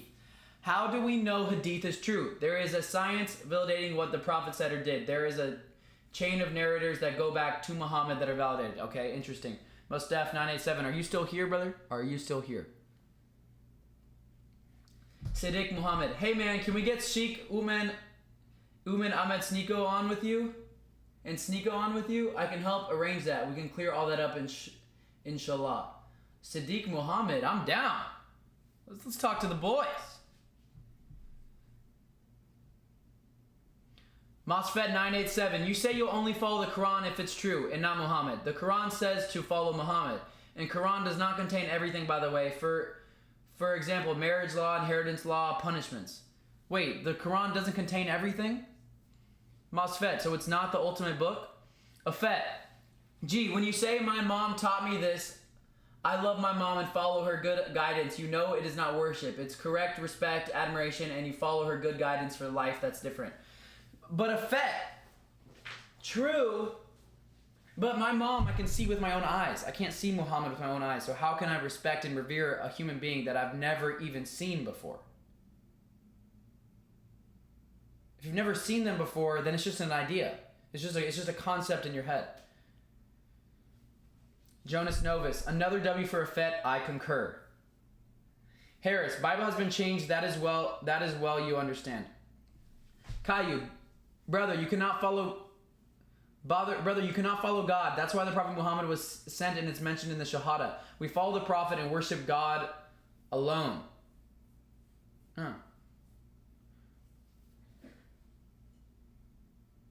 J.C. Round, Islam is the kingdom of God mentioned in the scriptures. The Prophet Muhammad's influence on this earth is equivalent to or even greater than all this Israelite prophets combined. That's remarkable. How do you know that, though? Doe Funnels, welcome, brother. Let's chat on Discord. JC Rum 7, Islam is the kingdom of God mentioned in the scriptures. The Prophet Muhammad's influence on this earth is greater than all the Israelite prophets combined. He really is the last and most important. Does it say that in the Quran?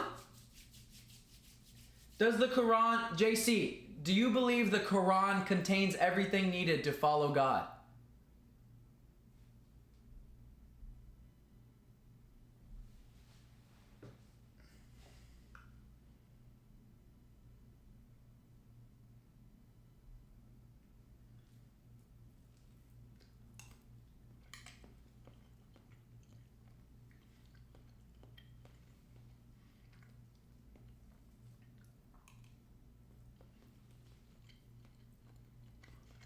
Who is Sheikh Uthman?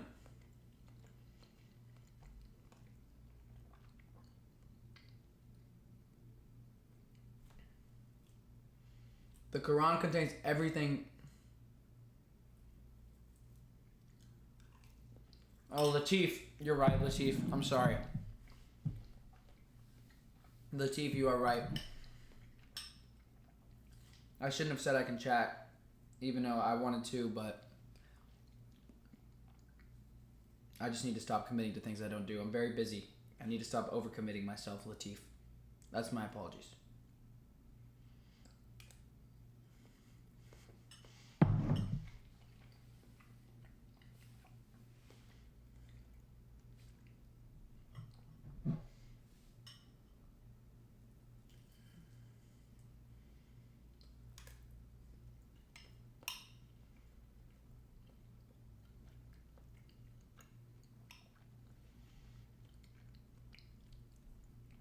Hafsa, many people have had dreams of Prophet Muhammad and hadiths confirm that Satan cannot pretend to be him.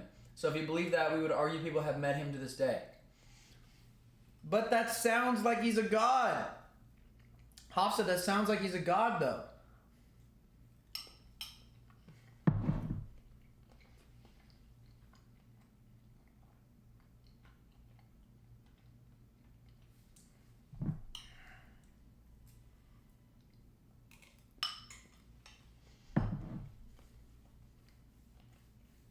We're about to get back to reading.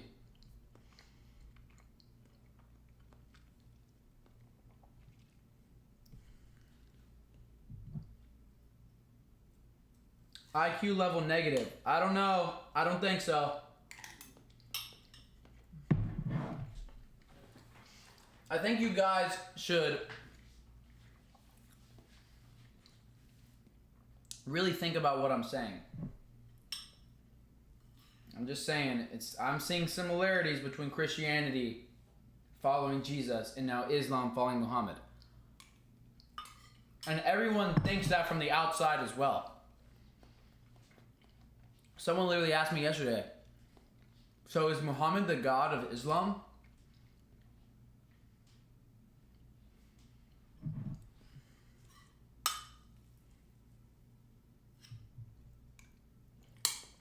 What I understand is the Quran, and the Quran seems to be different than how people act out in real life. It seems like the Quran doesn't really...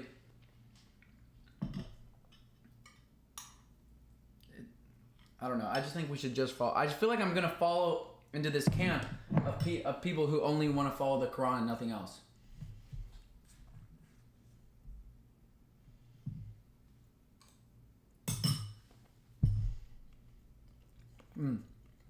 Sorry, him die. We'll see.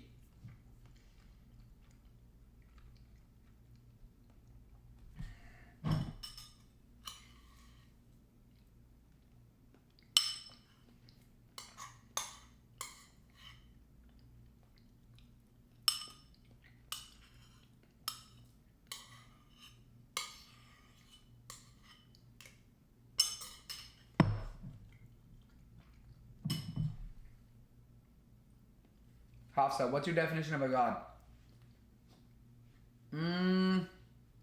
Not of a god. Well, that I might have not explained my ideas. My definition of God is the by definition there only is one God and can only be God, one God, by the definition of the idea of God. Now, making the prophets a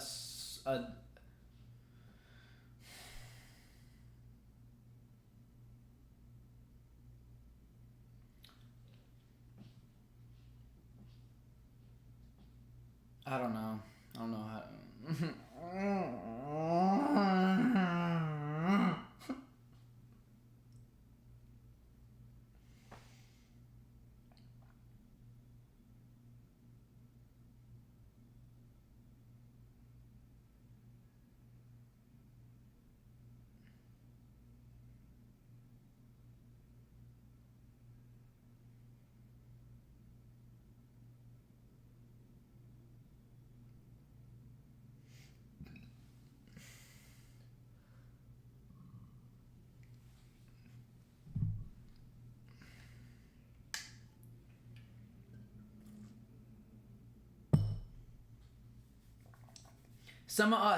The Quran says Muhammad is a messenger simply.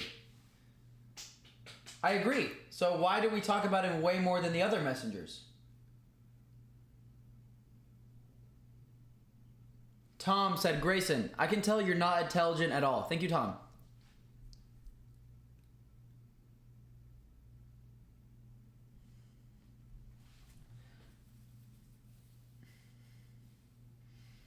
Rafi Muhammad, much love. All right, y'all, I'm going outside.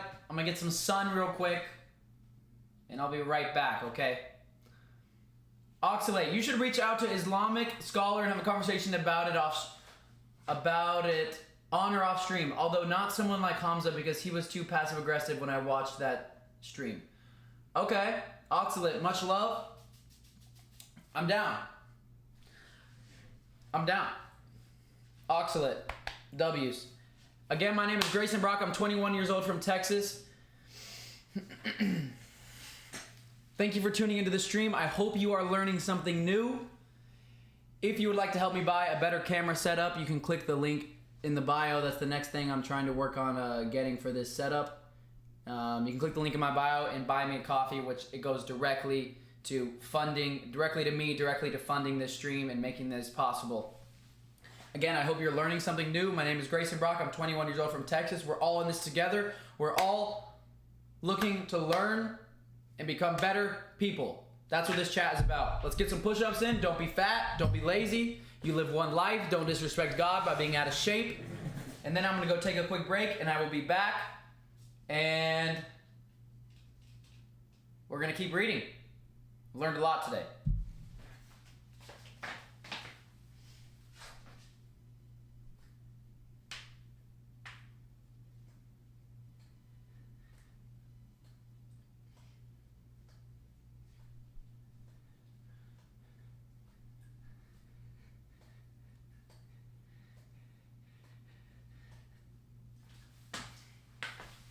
All right, set your alarms for 7 minutes from now.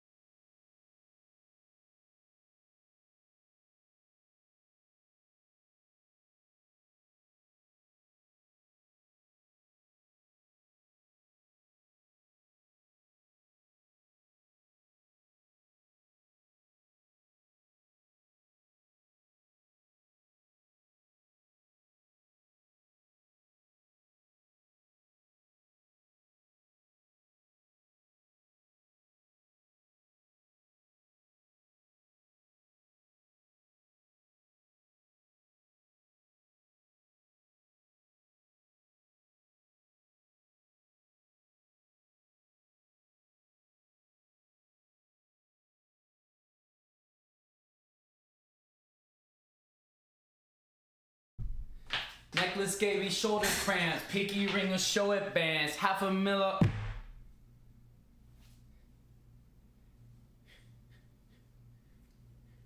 right. No time to waste. No time to waste, chat. Welcome back.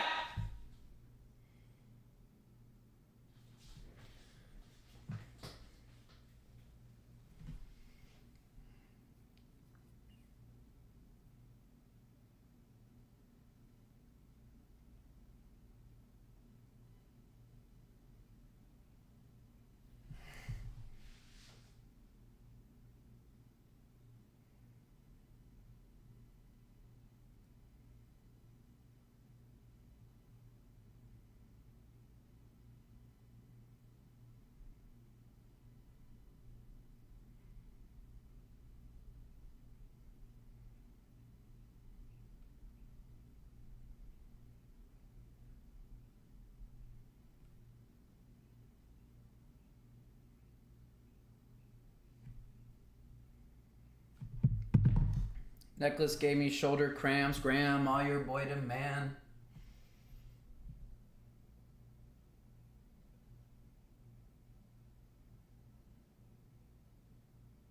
To believe God was a man on earth is just laughable to anyone with a brain. Sheesh.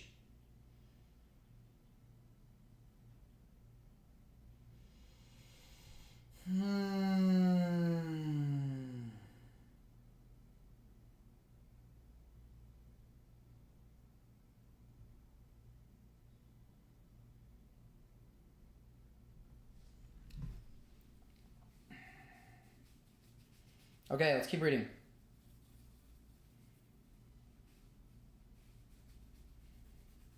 Necklace gave me shoulder cramps. Grandma, your boy the man.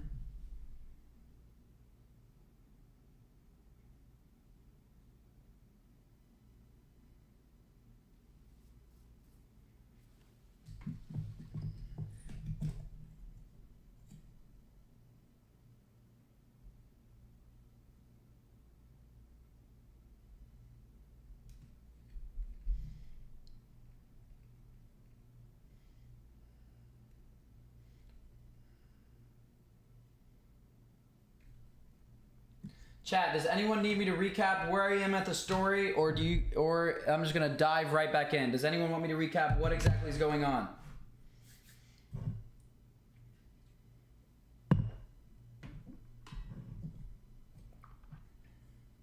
Doe Funnels, I agree, brother. Doe Funnels said Muhammad made it very clear that he is simply a prophet. He has set an example for us to follow in order to get closer to the Creator. Very true.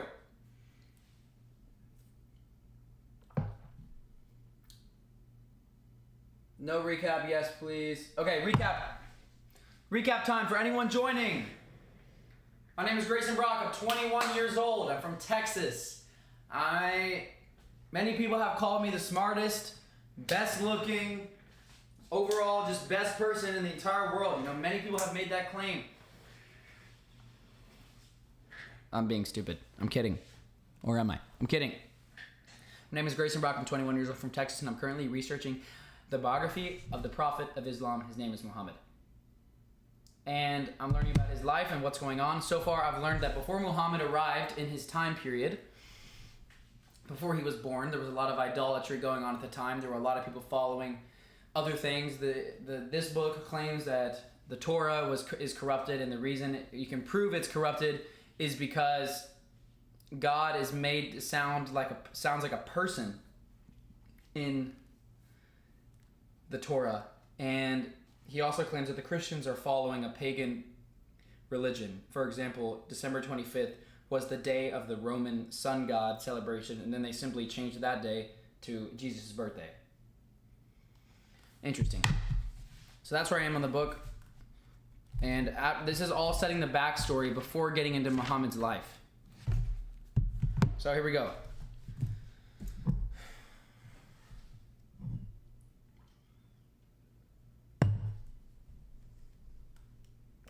If you have interesting questions, feel free to send them in the chat. I will read all super chats because a lot of them provide good insight when I'm back looking at the chat. Right now I'm going off the chat, so just letting you know. But if you provide good insight, I will be able to read it. All right. Necklace gave me shoulder cramps. Grandma, your boy the man.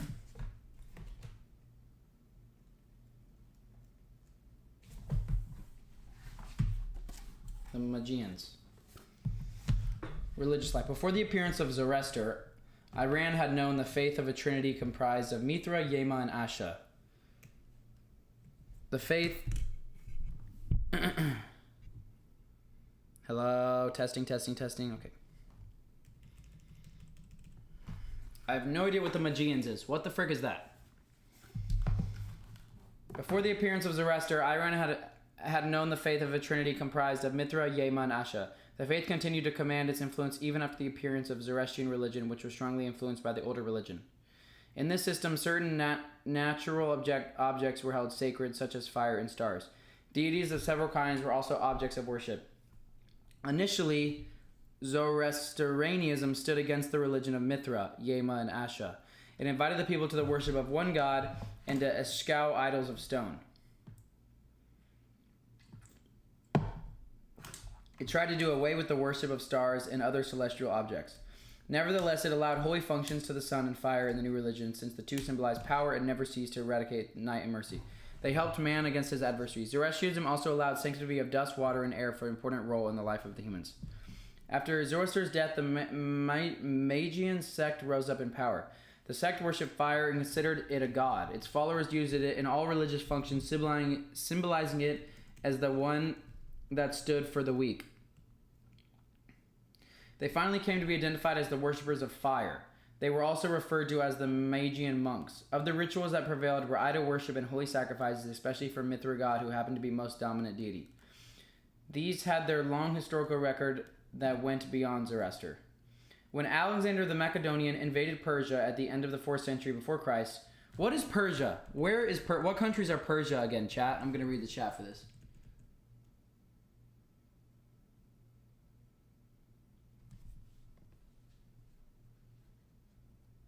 Hey, I see bruh in the chat, and he's mad at Steve C. Iran. Why do you look like Ryan Garcia? True.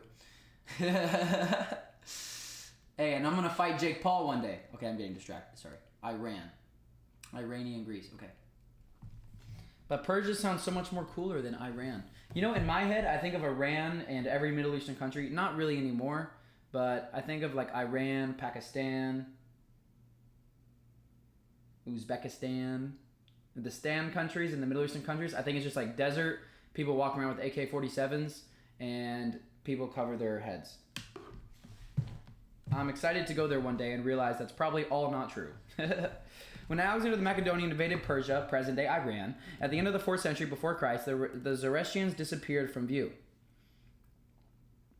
What is a Zoroastrian? I think I looked this up yesterday.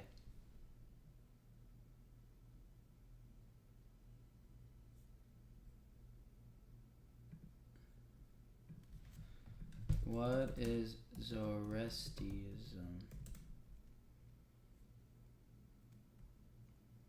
World's oldest.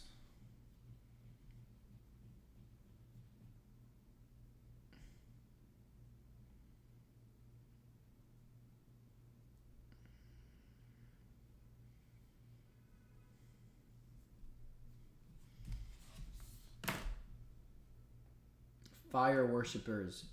ChatGPT says they're monotheistic.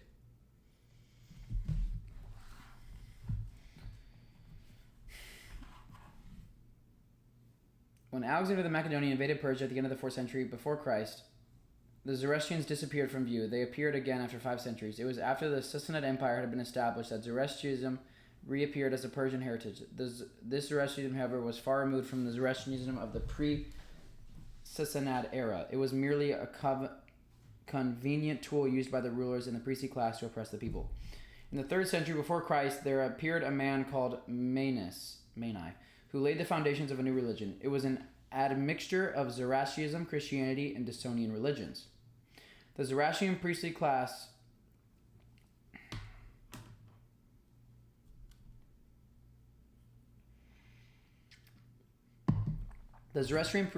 denounced this man because his religion was idol worship, pure and simple.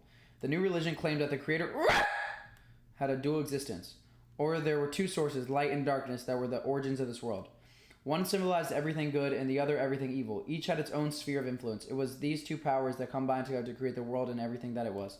They believed that whoever attempted to adulterate darkness with light committed evil. For example, marriage was an evil. It was better to remain single and cut off the human race of the sources of new supply to destroy the race so that only light prevailed in the end. The fuck? In the year 276 CE, the Persian king Bahman bin Herzmaz killed Manny, saying, "This man sought the destruction of the world and so deserves to be destroyed himself."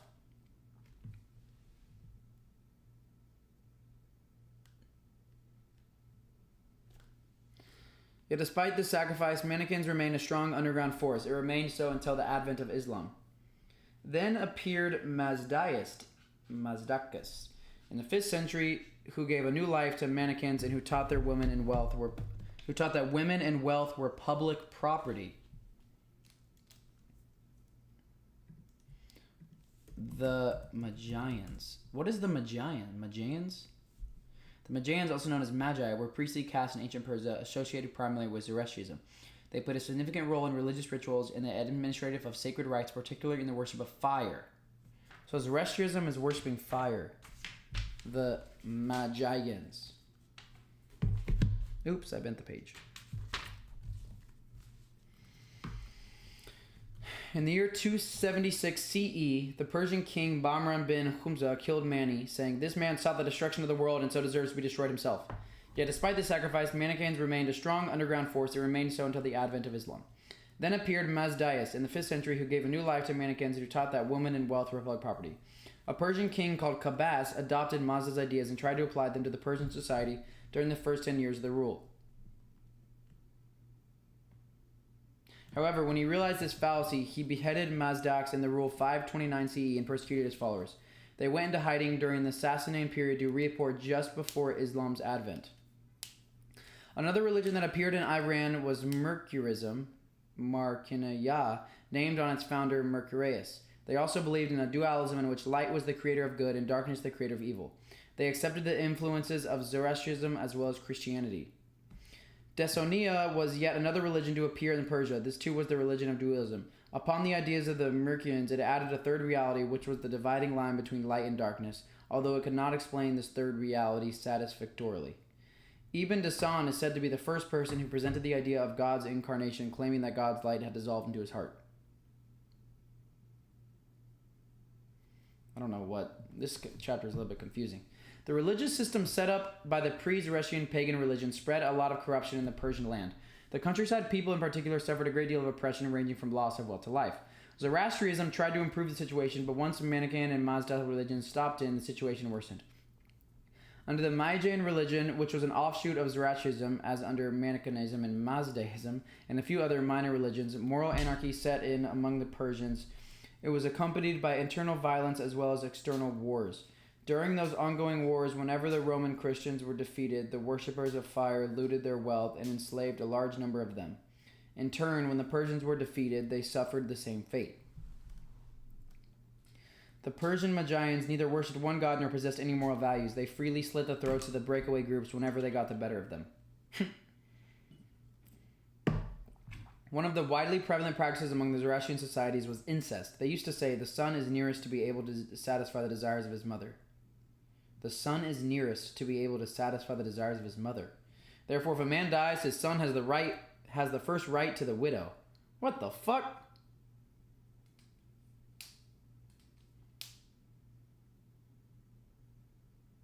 That's definitely haram. Yazdigerd II, who ruled during the middle of the 5th Christian century, married his own daughter. What the frick? But later he killed her. What? Similarly, Bahman bin Jubin, a 6th century ruler, married his own sister. The frick am I reading right now?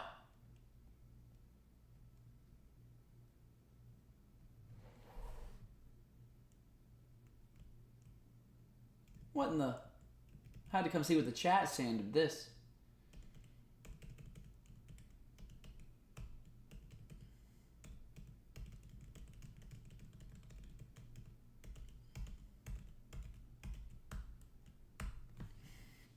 Thank you, Fatima. So, people before basically the summary of what I'm getting is before Muhammad got there, these people were doing some whack shit. I'm talking about marrying their daughters and stuff. Come on now. The Mazdaeans' mission granted to the right, the rich, and everyone else a free rein in expressing their base desires, which was the cause of their gradual destruction. Furthermore, the evil influences of the ruling families worsened the situation. Iran sank in moral depravity. The Persians, the ancient Wild West. Yes, Hafsa, yes. The Persians looked at the saintly families as well as the nobles of the society as rationalists par excellence. They believed they were above the common law and enjoyed a natural superiority over everyone else in the intellectual capacities. They accorded them unlimited powers and submitted to them completely. The Persian masses were divided into classes, and each class had given a role to play in society. Further, the Persians exaggerated the achievements of their nation and thought that they were above the rest of the people of the world and that God had bestowed them with special qualities, according to them a special rank above the rest. This led them to look down upon other nations as inferiors and referring to them by nicknames that speak of their derogatory attitude towards them. Since fire could not send them down to revelations containing any law or send any kind of messengers or interfere in their daily lives or punish the defaulters, the Magian religion became no more than a set of rituals. They practiced rituals that had to be performed at specific hours at specific places. But outside the places of worship, in the streets, in their everyday lives, in economy and politics, it had no function whatsoever. They were free to live their lives the way they thought fit, just in the manner of the pagans of all times. They were free to live their lives the way they thought fit.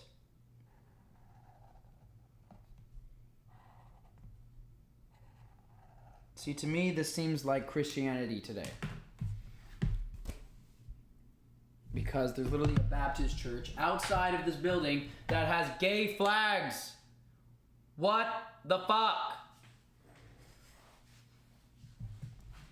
The Persians were thus denied under the Magians a sound, comprehensive religion, one that could lead them to a decent and virtuous life or offer a complete system of life that guided in every affair of life, both at the social as well as the political level. They missed a religion that could act as a barrier between oppression and the oppressors. This is something the Persians experienced only under Islamic rule. Further, they were denied good rulers. In fact, they were ruled by people who were themselves the source of many corrupt practices. Sometimes the rulers became deities when they found that the people had not one God to worship and obey. They struggled amongst themselves with power to the extent that once 6 rulers changed the places on the throne within the span of 1 month. The throne had lost its dignity. Wealth and property of the land became the ownership of anyone who occupied the throne. It helped lead to a luxuriant life filled with vulgarities of all sorts. For example, when the last emperor Yazdigerd fled from the Islamic armies, he had with him 1,000 cooks, 1,000 singers, 1,000 caretakers for the tigers. Yo, I want that. That's sick. 1,000 caretakers for the flacons and other retinue. Yet he considered himself a refuge in troubled times and thought that his lack of proper retinue and means of luxury was lamentable. At the same time, the common people led a life of poverty and misery, overburdened by taxes and war costs. Isn't that us today? I want 100 tigers.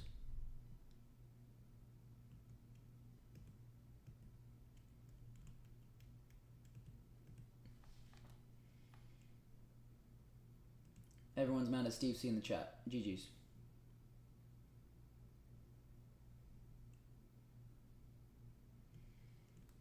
Oh, is Steve C a ligma? So we're done with the Magians, basically pagans. Freaking pagans.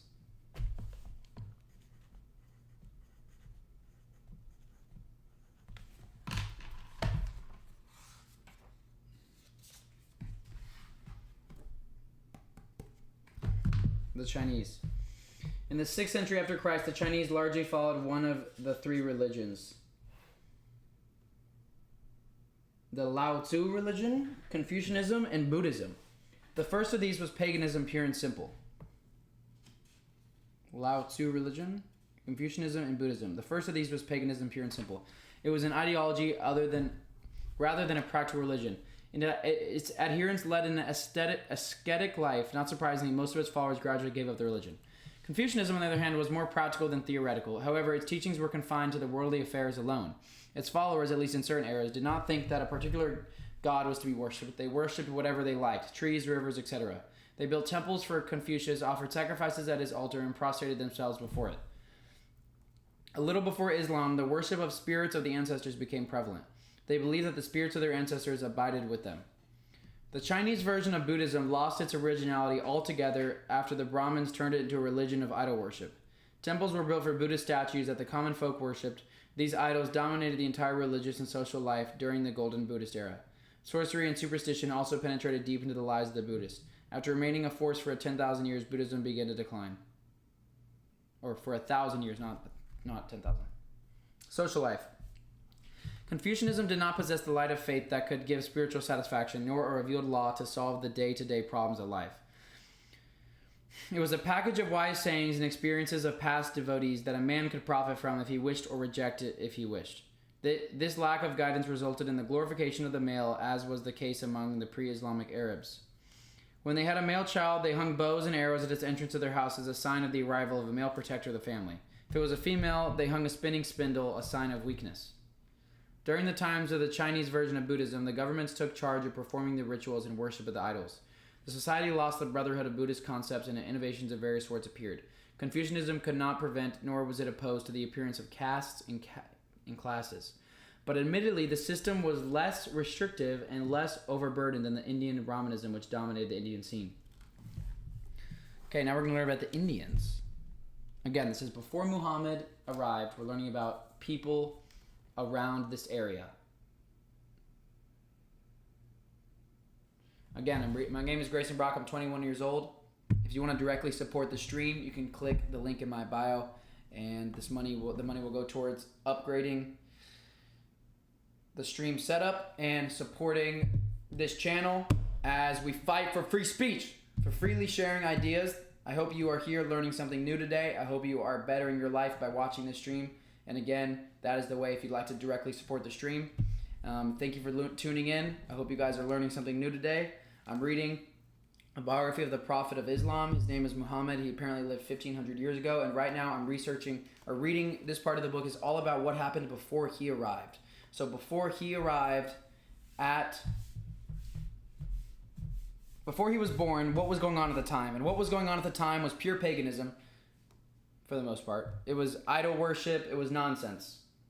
Now we're going to read about the Indians. Again, then we're going to get into Muhammad's actual life. Oh my gosh, it's the next page. Two more pages. Woo! The Indians, religious life. It was Brahmanism that dominated the Indian subcontinent. It granted divinity to every supernatural power. People made idols and believed that some of these deities resided in them. Thus, they ended up worshipping the idols, and the idols increased in numbers. At the intellectual level, their religious philosophy evolved into that of three gods, Brahma, Shiva, and Vishnu. After Brahmanism, Buddhism prospered. This religion did not endeavor to solve the metaphysical riddles. It tried to reform the human society. This it did by dictating abstinence in order to kill carnal desires. Nevertheless, with the passage of time, Buddhist teachings were overtaken by philosophical thoughts until it became a package of metaphysical ideas beyond comprehension. Thus, Buddhism suffered the same fate as Brahmanism. In time, it became difficult to distinguish between the two. In fact, it would be right to say that Brahmanism devoured Buddhism. In the upshot, idol worship became the religion of the Indians. There were all kinds and classes of them. Some idols were historical figures, others heroes in whom gods resided.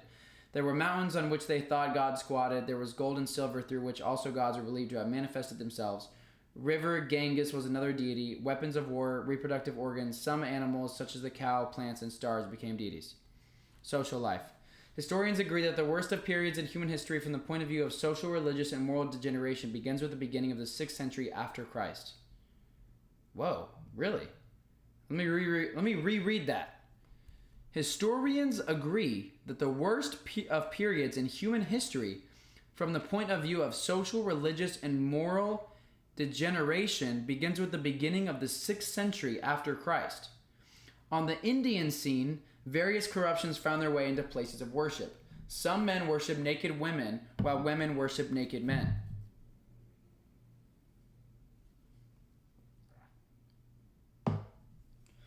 Women became a commodity of no value. A man would lose his mother in gambling. The fuck? A woman was not to remarry after the death of her husband. Some orphans were burned to death at the death of their mothers.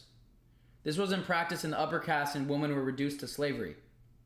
The religious philosophy divided the people into 4 castes: Brahmins, the priestly class; to Kshatriyas, the soldier class, Vyas, the trader and former class, and Sudras, the lower class that serves the upper three castes. The last mentioned class was considered unclean. Its members were not to intermingle with others and were kept apart to the extent that they were not to know the holy literature. The penalty for killing a dog, a cat, a frog, a raven, or an owl was the same as killing a Sudra. The Brahmins occupied the topmost position and were above the law. Destruction of other people's life and property was unlawful to them. Obviously, the widely prevalent degeneration, whether it be among Arabs or non-Arabs,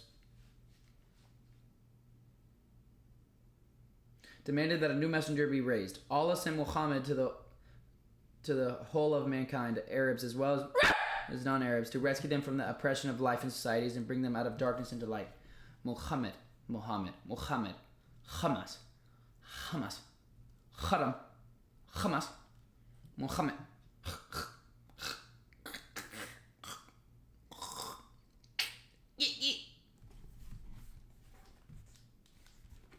I just finished. Damn, that took me 2 days. And now we know what's going on before Muhammad was born. What was happening was pure paganism. Chat, what do we think about that?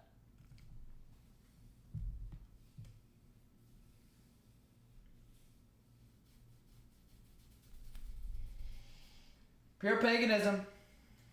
Pure paganism.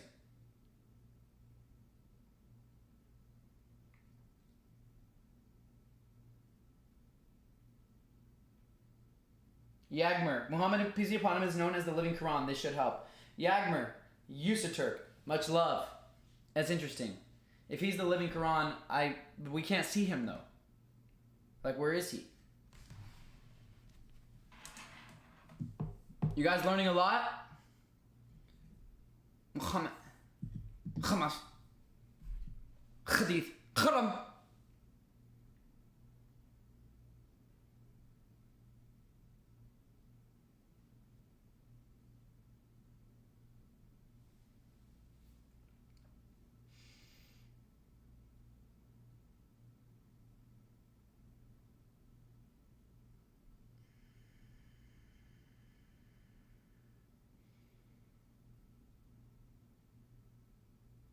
Are you going to start the Prophet's life today or later? I'm definitely going to start it right now. I'm way too excited to finally start the book because I love learning. Scroll, scroll, scroll.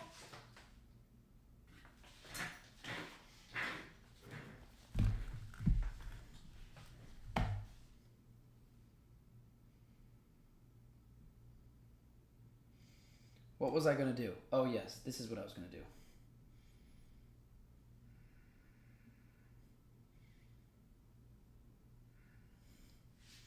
Oxalate. You should read out to an Islamic scholar and have a conversation about it off stream. Oh wait, I already talked to it. Although not someone like Hamza. Yes, true.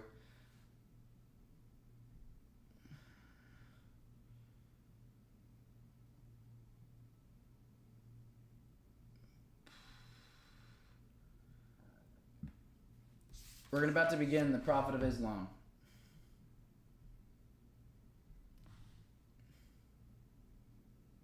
Oh, come on. One sec, chat.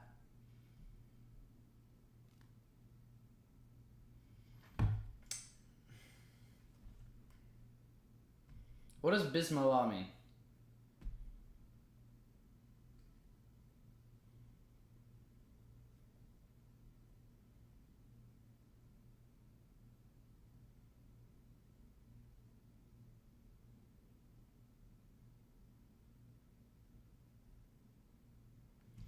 Dough funnels. This is from earlier, 25 minutes ago. Muhammad made it very clear that he is simply a prophet. He has set an example for you to follow in order to get closer to the Creator. In the name of Satan, in the name of Allah, in the name of God.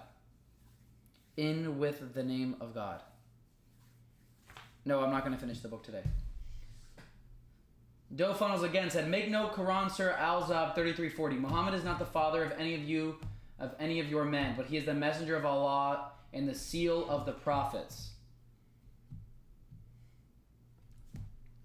Bismillah.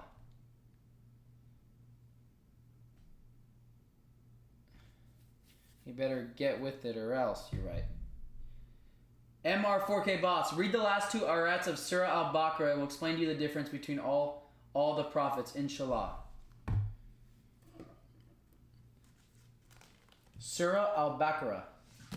Where is Surah Al-Baqarah? MR4K Boss told me to read it, and I'm going to read some of it.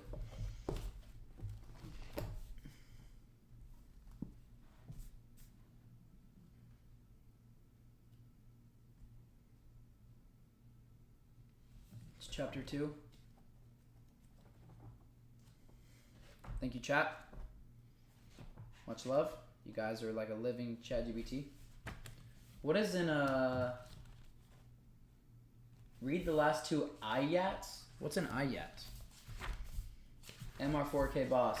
I'm reading what you told me to read. God does not burden any soul with more than it can bear. Each gains whatever good it has done and suffers its bad. What is the verse? Okay. Lord, do not take us to task if we forget or make mistakes. Lord, do not burden us. You burden those before us. Lord, do not burden us with more than we have strength to bear. Pardon us, forgive us, and we have mercy on us. You are our protector, so help us against the disbelievers.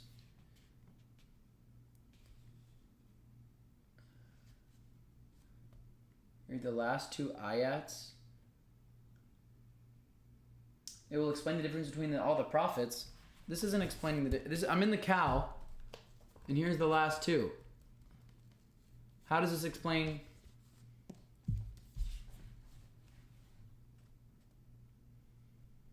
Nashbat. It does make sense, but I'm just...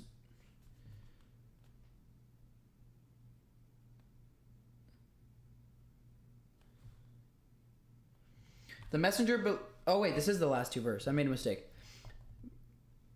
The messenger believes in what has been sent down to him from his Lord, as do the faithful. They all believe in God, his angels, his scriptures, and his messengers. We make no distinction between any of his messengers, they say. We hear and obey. Grant us your forgiveness, our Lord. To you we all return. The messenger believes in what has been sent down to him from his Lord, as do the faithful. They all believe in God, his angels, his scriptures, and his messengers. We make no distinction between any of his messengers, they say. We hear and obey. Grant us your forgiveness, our Lord.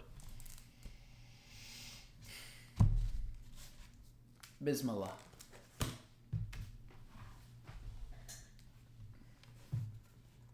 Here we go. Bismillah. In the name of God, let's read this book. And God is going to help us all decipher what is true and what we should do if we ask him for help. So God, may you guide me to the truth, and may you guide everyone watching this to the truth.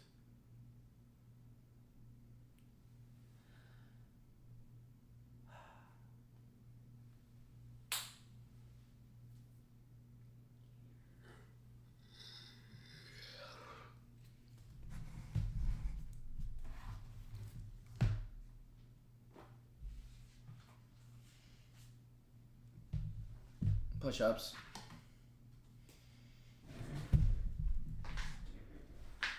Don't be fat. Doesn't matter if you're Muslim, Buddhist, Christian. People will have more faith in what you say if you're in good shape. It's true. If you want to influence people towards your beliefs, then get in great shape. Because they'll respect what you say more. So do some push-ups with me. Let's go. We're doing 100 push-ups today. I think I'm at like 40.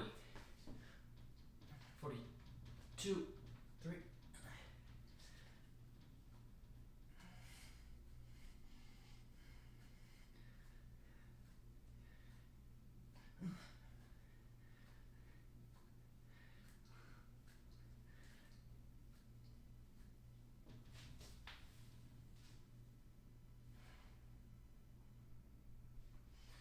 $63, $64, $65.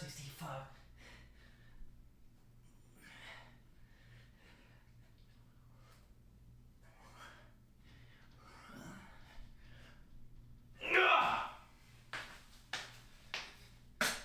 75 push-ups on the day, bitch. Yeah!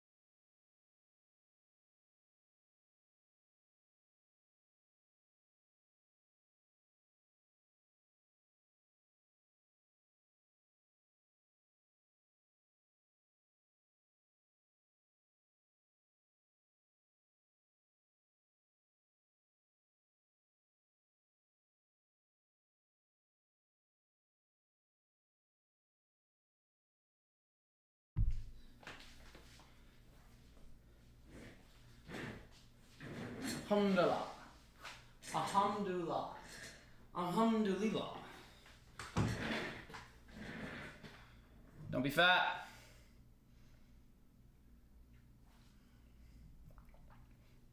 What's up, bruh? Should I go to sleep or prepare for exam or watch this live? Guys, if you're watching this live right now and you need to get some sleep, this is me telling you to get some sleep and turn this off and go get some sleep. Sleep is the most valuable thing ever. It is God's way of charging your battery. You need to make sure tomorrow you have a fully charged battery.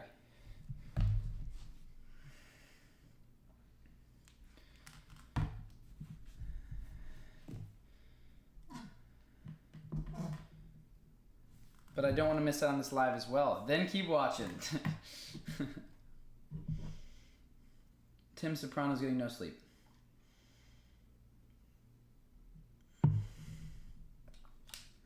Okay. Sleep is called minor death in Islam. Oh, it kind of is. All right, sorry, keep reading. Let's go, Grayson. Get back to it. Okay, run it.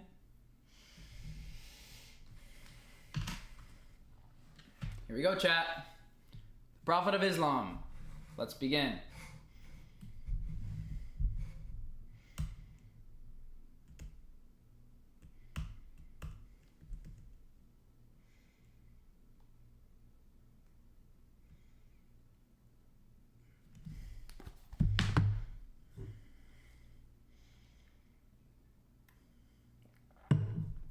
Islam. Islam. Islam.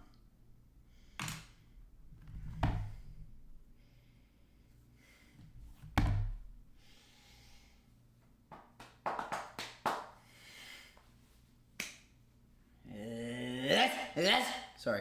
Okay. The Prophet of Islam, from birth to immigration. The Prophet's lineage. So again, to summarize so far, everything that's going on in Muhammad's time is idol worship. And Muhammad has arrived at a great time. Let's begin. The Prophet of Islam. Islam. From birth to immigration. Again, for anyone not knowing what the word Muslim or Islam means, the word Muslim is someone who follows Islam. And Islam is simply submitting to the will of God. The Prophet's lineage. The Prophet's lineage runs as follows. Muhammad bin Abdullah Matullah bin Hashim bin Abdi Manuf bin Qusay bin Khalid bin Murrah bin Ka'b bin Laya bin Ghalib bin Fir bin Malik bin Nadir bin Kanan bin Zikazamayan bin Madukaran bin Elias bin Mudar bin Nizar bin Mad bin Adnan. Okay, that made no sense. Let's continue. Imam Bukhari confirms in his Sahih the reliability of the lineage to this extent, and it is also the consensus of the scholars in its favor. But thereafter, there are wide speculations that it is from Adnan upwards. Nothing reported further than this is reliable, except that it is agreed that Adnan is one of the descendants of Ismail, the son of Abraham. On the mother's side,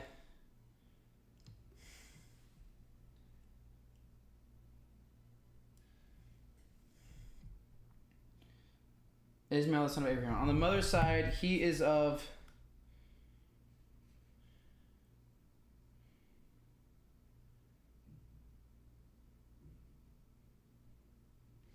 On the mother's side, he is of Banu Zuraya. His mother, Amina, was one of the Banu Zuna. The lineage of the two, father and mother, joins up at Banu Kilab bin Murrah.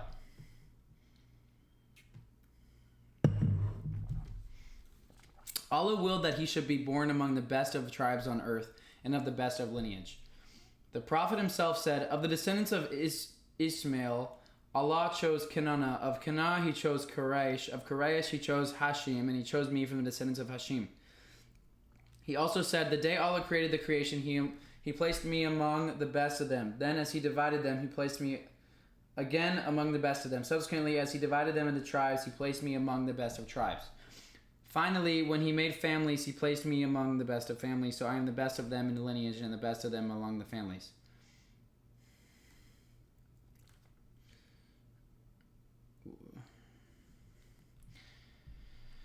Accordingly, we see that Abu Sufyan found no way but to admit before Heracles, despite his declared antagonism towards him, that the Prophet was of the best of families. He said, "He is the best of lineage amongst us." It was his grandfather, Abdul Muttalib, who named him Muhammad, meaning the praised one. Oh, what? Muhammad means the praised one? Preferring it against the commonly used names, hoping that Allah will praise him in the heavens, and so would his creations on earth. That's what the word Muhammad means?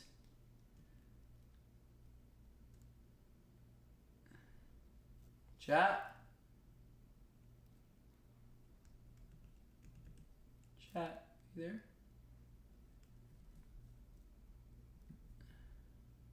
Oh, yes. Praised one. So we should praise Muhammad or praise God? Which one? He is praised by every prayer, by every Muslim in the world. Why do we need to praise a human? Oh, praised by God. Oh, Sam.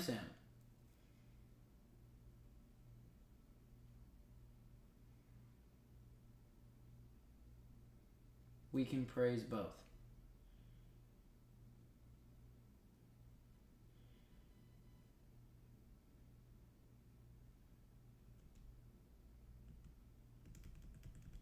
Don't be jealous of a prophet.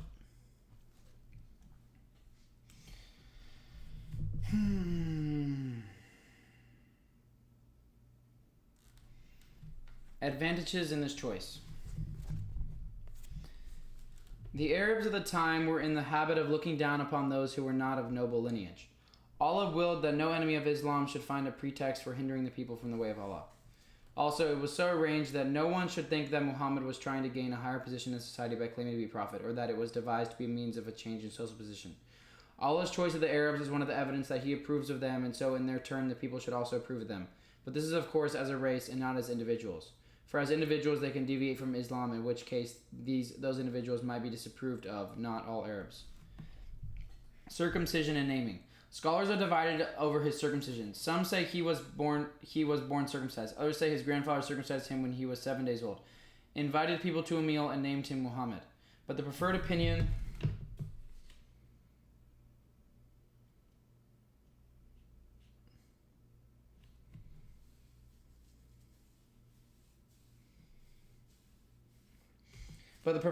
of some of the earliest scholars is that he was born circumcised. When Abdul Muttalib was asked why he didn't use one of the names commonly used by his family, he replied that he wished that Muhammad be praised by Allah in the heavens and by the people on earth.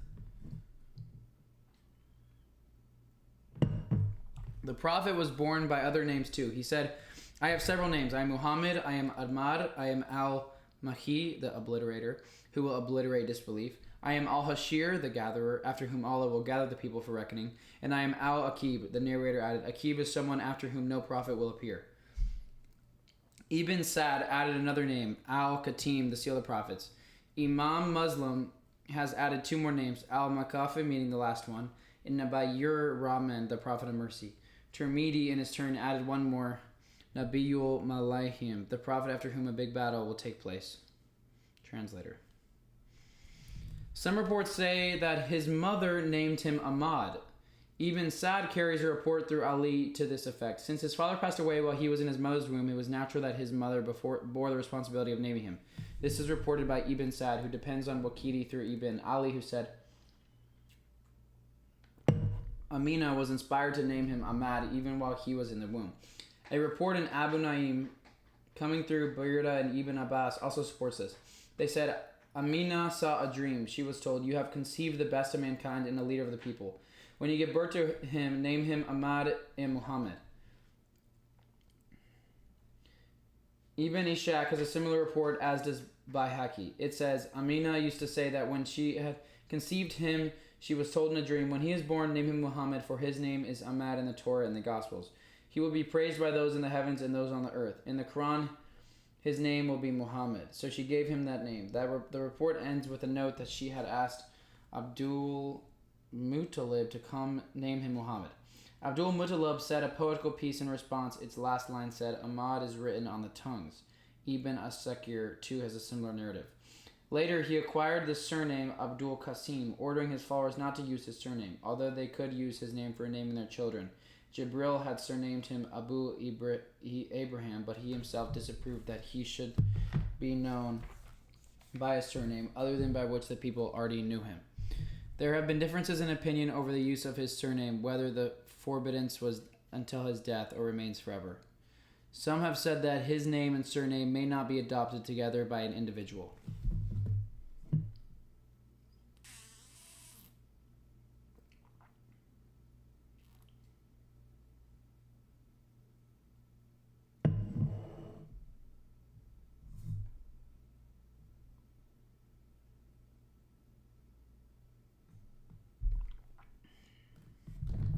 Although there were a few people in the pre-Islamic times named Muhammad, from the expectation that a messenger was about to arise, there was no one named Ahmad before him. Orphanhood and guardians. Historians disagree over the date of his father's death. Ibn Ashaq, second-handed by Ibn Sa'd, said that he died while the Prophet was in his mother's womb. Most scholars, such as Dahabi and Ibn Kathir, believe in this. This seems to be the implication of the verse, and he found you an orphan and provided you shelter. It is also popularly believed that he was born an orphan in Makkah on Monday the 12th of Rabiul Awwal in the year known as the Year of the Elephant. The Orientalists believe that it coincided with the year 570 AC, but the astronomer Muhammad Pasha's calculations show it as the 9th of Rabiul Awwal, coinciding with 20th of Nisan 571 AC. Since his father was dead, his grandfather became his custodian, although he remained with his mother, Amina bint Mahib. His father had died in Yathrib while he was a guest with his maternal uncles. Abdul Muttalib, his father, had sent him to purchase dates from them. He was buried in the quarters of Abin Nabiyan under the threshold of the second house on the left-hand side as entered the quarters. He was 25 when he died. Oh. Man. So young. I want children. At least 500. The Prophet remained with his mother and under the guardianship of his grandfather after his return from Banu Sa'd. When he was 6, his mother also died in a place called Abwa. Damn, so both his parents died. Sheesh. She was returning to Mecca after she had gone to Yathrib for a visit to the Prophet's maternal uncles, the Abdu bin Najjar. His freed slave girl and nurse, Aman, brought him to his grandfather at Makkah. The latter took great care of him until his death. The Prophet was 8-year-old then. Before his death, he ordered that Muhammad be handed over to his uncle Ibn Talib, the real brother of the Prophet's father. Their mother, that is, Abdul Muttalib's wife, was Fatima bint Amir bin Adiyah. Several reports have come to us about the great care Abdullah Muttalib bestowed on his grandson. It is reported by Abdul Yala that once he sent the child to look for a camel that was lost. When the Prophet took a long time to return, he got extremely worried to the extent that when he appeared with the camel, he promised himself that he will never send him on any errand any time and will never let him out of sight. He kept the Prophet close to him and would not allow anyone to visit him when he was asleep.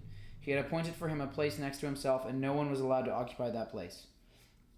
When he took his appointed place in the shadow of the Kaaba, with his children around him, Muhammad sat beside him. History books tell us that Abdul Talib also took extreme care of him. He wouldn't let him sleep but next to himself, wouldn't go anywhere without taking him along and offer him the best part of the food. In fact, he wouldn't eat until the Prophet had joined him. He maintained these habits until he died some 3 years before the Prophet's immigration to Yathrib. What is Yathrib?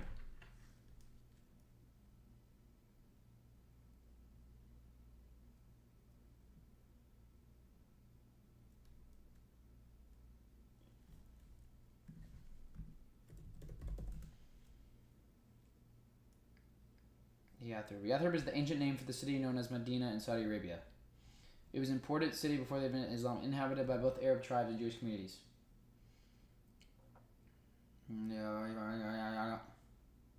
Oh, Medina. You guys know the answers to everything. It's crazy.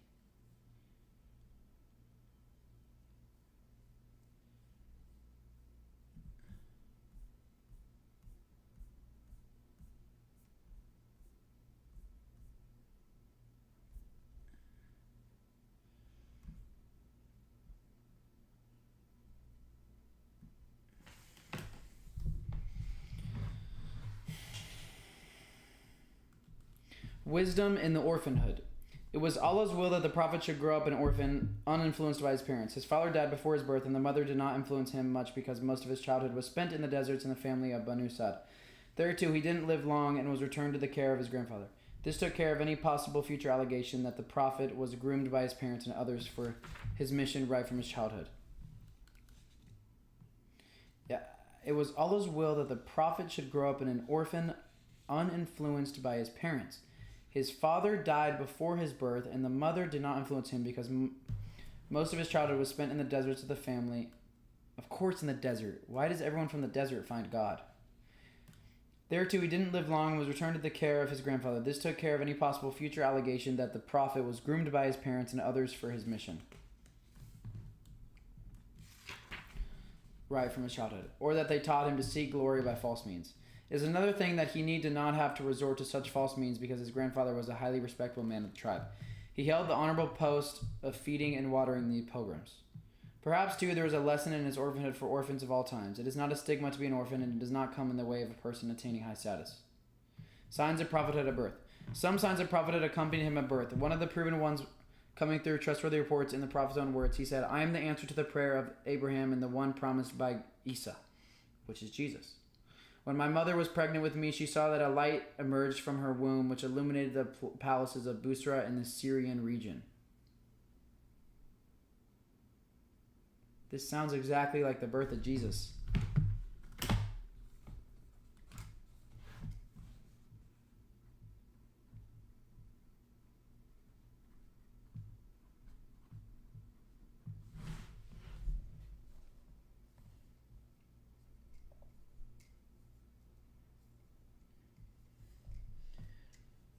When my mother was pregnant with me, she saw that a light emerged from her womb, which illuminated the palaces of Busra in the Syrian region.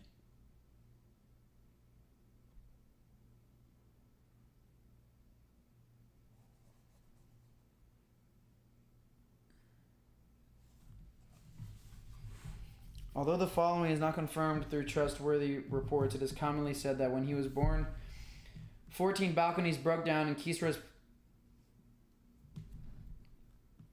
Although the following is not confirmed through trustworthy reports, it is commonly said that when he was born, 14 balconies broke down in Kisra's palace. The fire the Magians worshipped extinguished. The sea roared up with high waves against Sawa, and the temples around it crumbled down.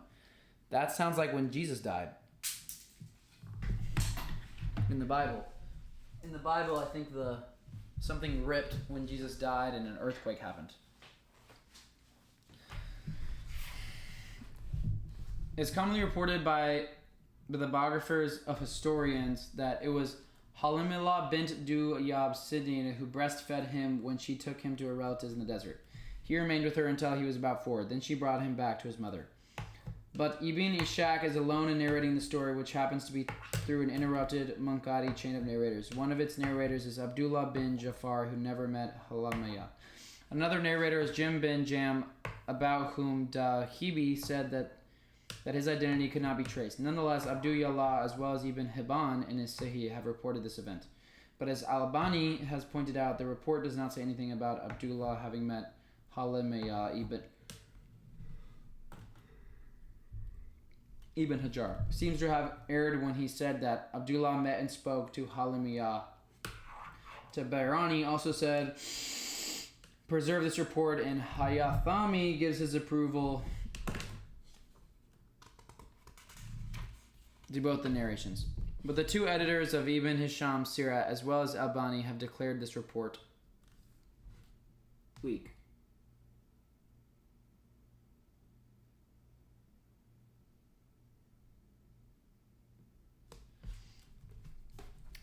Nonetheless, and despite the fact that the report has been declared weak, it is beyond doubt that the Prophet was nursed by a Banu Sa'd tribe. This is because reliable reports say that the incident of the opening of the chest happened when the Prophet was with Banu Sa'd. Hakim, Ahmad, and Ibn Shaq have all reported the words, "I am the answer to Abraham's prayer, and I was nursed by Banu Sa'd Bakr." Ibn Shaq also reported through the satisfactory sources that the Hawazin delegation told the Prophet, when he was in Jurai, returning from Hunayn, "Among the slaves that you have taken out of Hawazin are your own aunts and those who took care of you in your childhood." This report confirmed the nursing of the Prophet by the tribal people around Taif, Hawaii, and Banu Sa'd were one of them, and Halim bint Abdu Daya belonged to them. Ibn Sa'd has another report that originates with Ibn Kibtiyah, which asserts that the prophet was nursed by the Banu Sad. Yet another report from Ibn Ashad says that it was the prophet's mother who had handed him over to Banu Sad. Ibn Kathir mentions Abu Nayyam's report through Utbah bin Abdullah that a man asked the prophet, "What were you like in the beginning, O Messenger of Allah?" He replied, "I was nursed by Banu Sad bin Bakr." One might add to the above reports the incident of his foster parents visiting him while he was still with his mother in Mecca before fostering translator, and his recognition of his father's sister Shima when she was brought to him among the prisoners of the Battle of Hunyan. Good signs began to appear right during the days he spent with Banu Sad.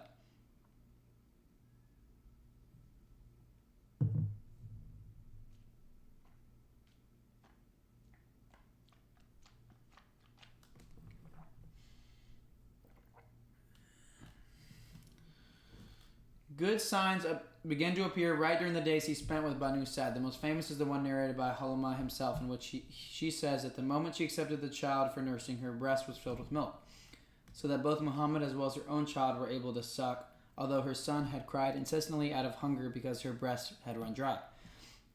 Also, the formerly dry udders of the beast they had were filled with milk once they had Muhammad with them. Everyone of the family drank of the beast, which in their turn became healthier and stronger. It is also said that whenever Halamiya let loose her sheep, they found fresh fodder, which the other animals missed. Muhammad's own growth was faster than those of other children. W.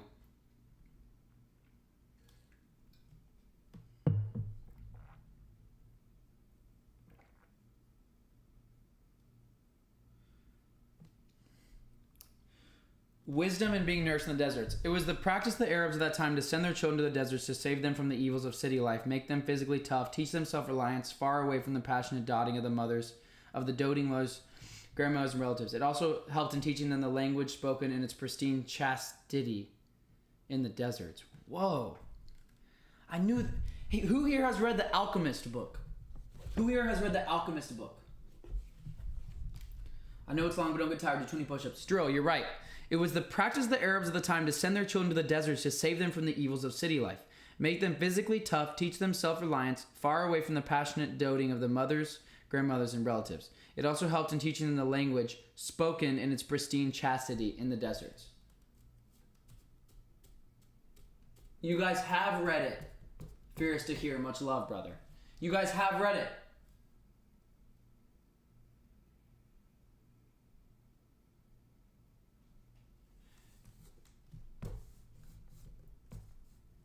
W. Alchemist.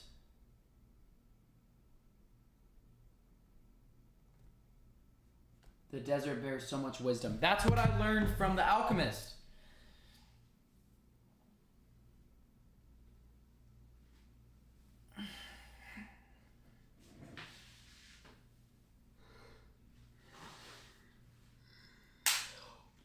I need to wake up.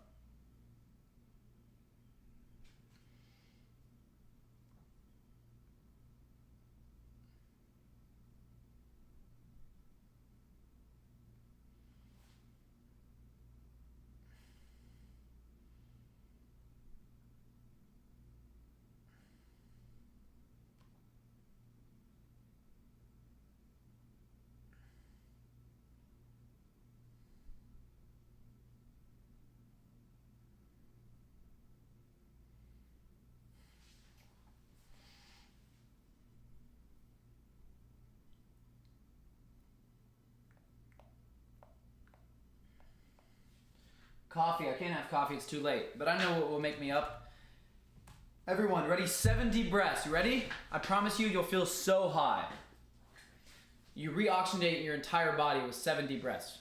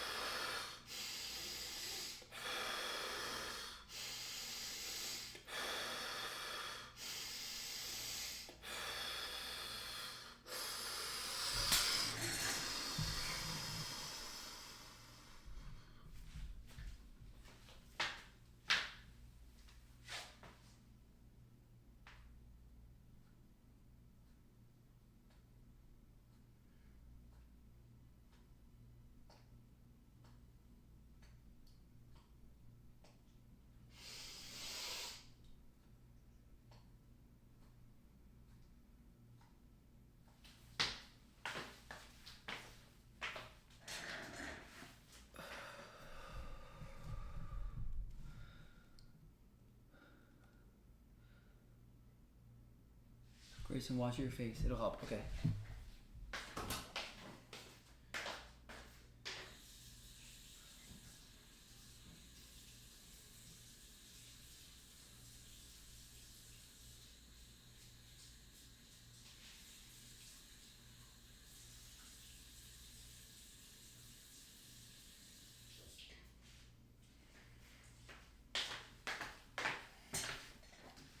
All right, I'm gonna finish this chapter.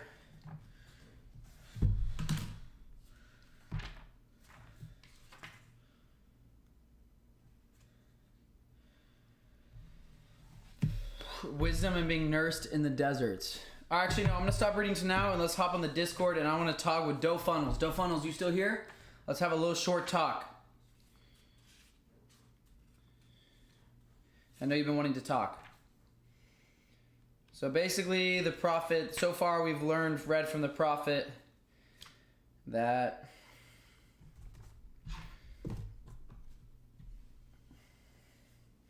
I'll summarize what we learned today in a tweet.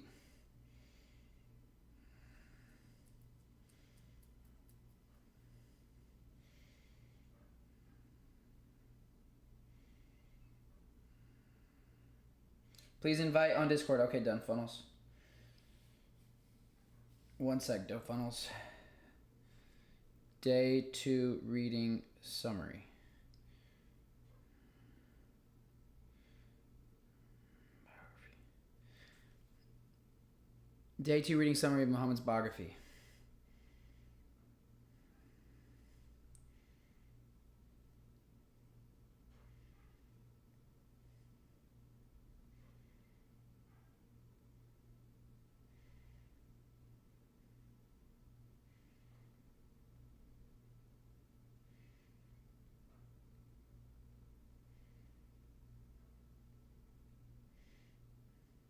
Before Muhammad was born, idolatry was practiced worldwide. The book claims that the Torah is corrupted and can be proven in the multiple instances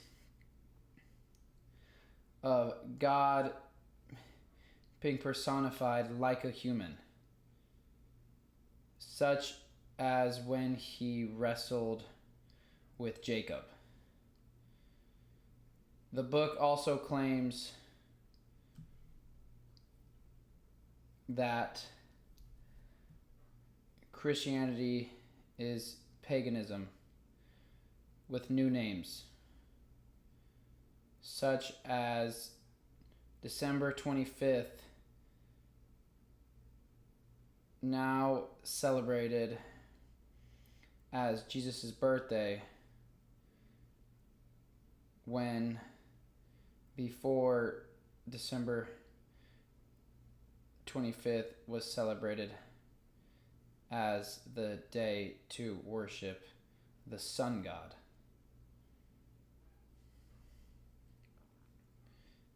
In Rome or something.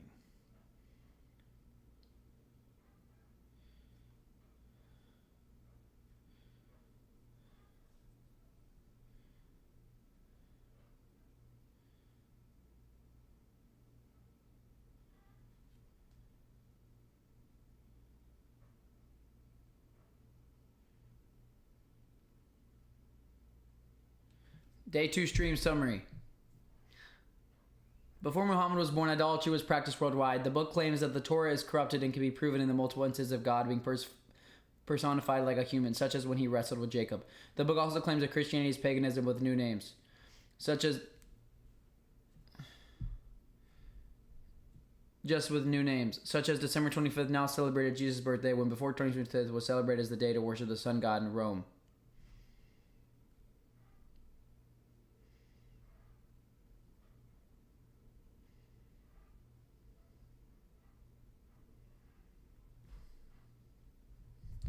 All right, that's interesting.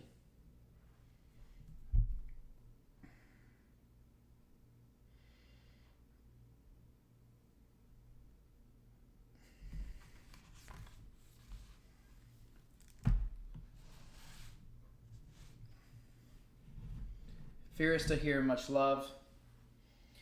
Let's speak with Doe Funnels.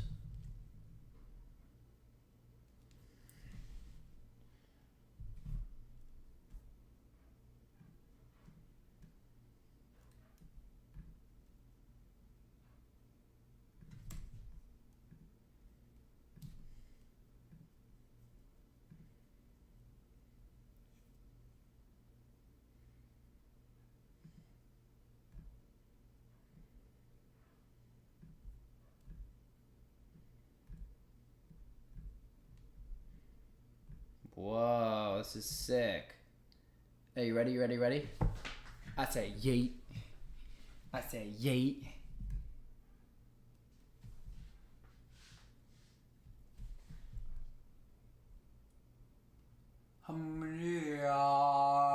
Sorry, getting distracted. Okay. Screen capture.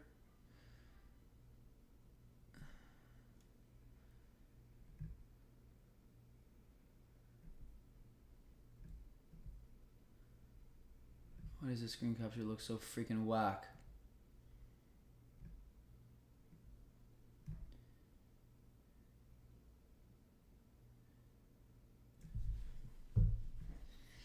All right.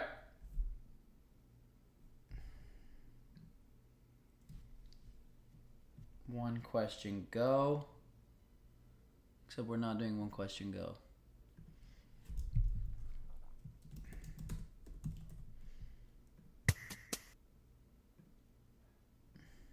All right, Doe Funnels, if you join this, we'll hop in. Let me get my AirPods.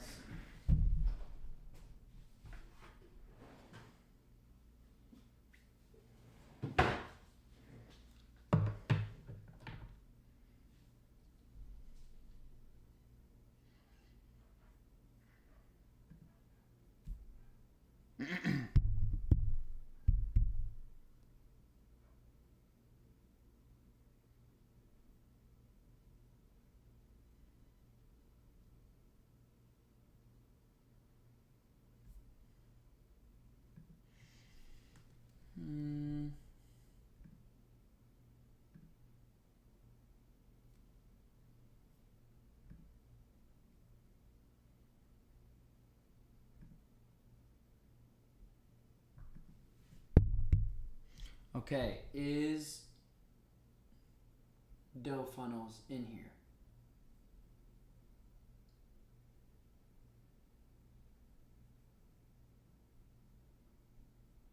Latif? Latif, I don't know if we're going to have the chance to speak today, brother. Doe Funnels, are you here?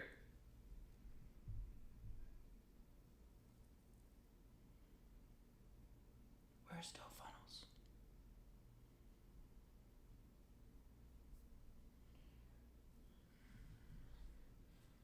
Doe Funnels, I'm reading the YouTube chat right now.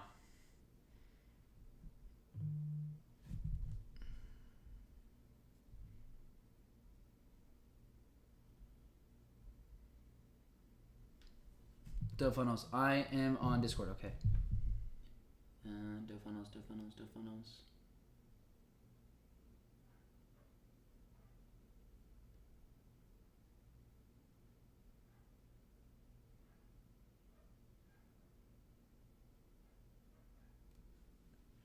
Doe Funnels, where are you? Does anyone know which one Doe Funnels is? My ninja.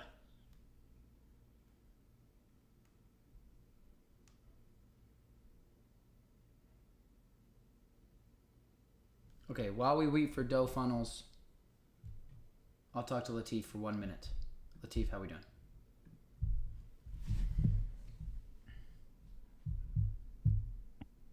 Latif. Grayson, how you doing, my brother? You okay? How we doing?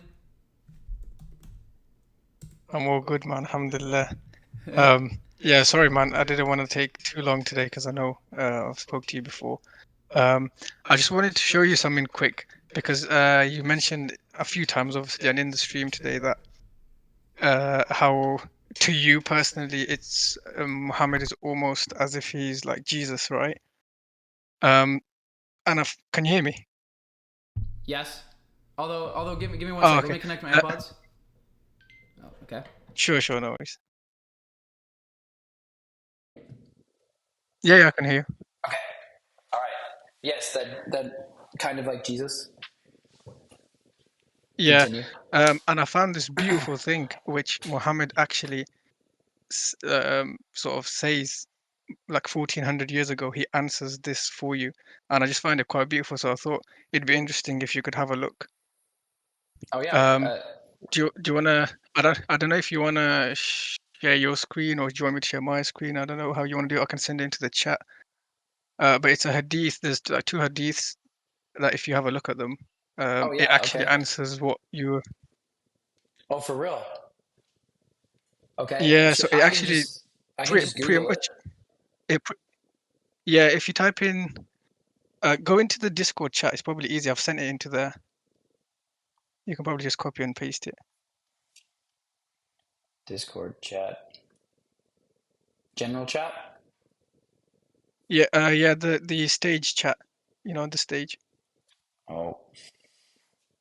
Oh, for Not in the there. If you if you click the stage, if you go up, it should be at the top. If you go if you go into there, click top, that little chat icon on the right. Oh wait, no, where the one go back there. You're on the right hand side. You see that little chat box on the right. If you go Oh yeah. there you go. Okay. Yeah, if you just click that, let me send it again because people are just sending so many messages in. One sec. I'll send it in and then you can just have a.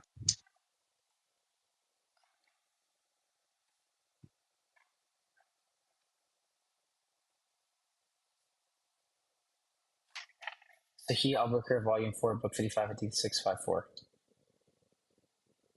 That's it? Yeah, did you copy that? That's just one of the hadith. There's two that sort of mention or answers the same thing that you said.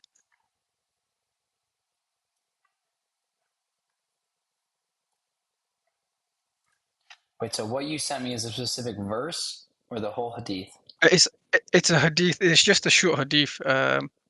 It basically is the prophet answering the thing that you saw questioning, saying he's similar to Jesus, and he himself has said not to like elevate his praise as Christians do with Jesus, and that he's merely a slave. Yeah. Do not exaggerate in praising me as the Christians praise the Son of Mary, for I am only a slave, so call me the slave of Allah and his apostle. Yeah, and I'll send this other one just now into the chat, All right. which says a similar thing as well. I just found it interesting because you had the Yeah. exact problem, and I was like, oh my god, these two hadiths literally speak about the exact same thing, and it's Muhammad saying it 1400 years ago. Wow. Okay. I know it's actually it's crazy to hear like Muhammad's sayings. It's like he knew the future. Honestly, He you was people wise would enough. doubt. Yeah, he was wise enough to know that he needed to warn of stuff like this. Yeah. Okay, Sahih Muslim, Book 19, Hadith 4294. Wait, fast. Will this just pop up if I put in the ChatGPT?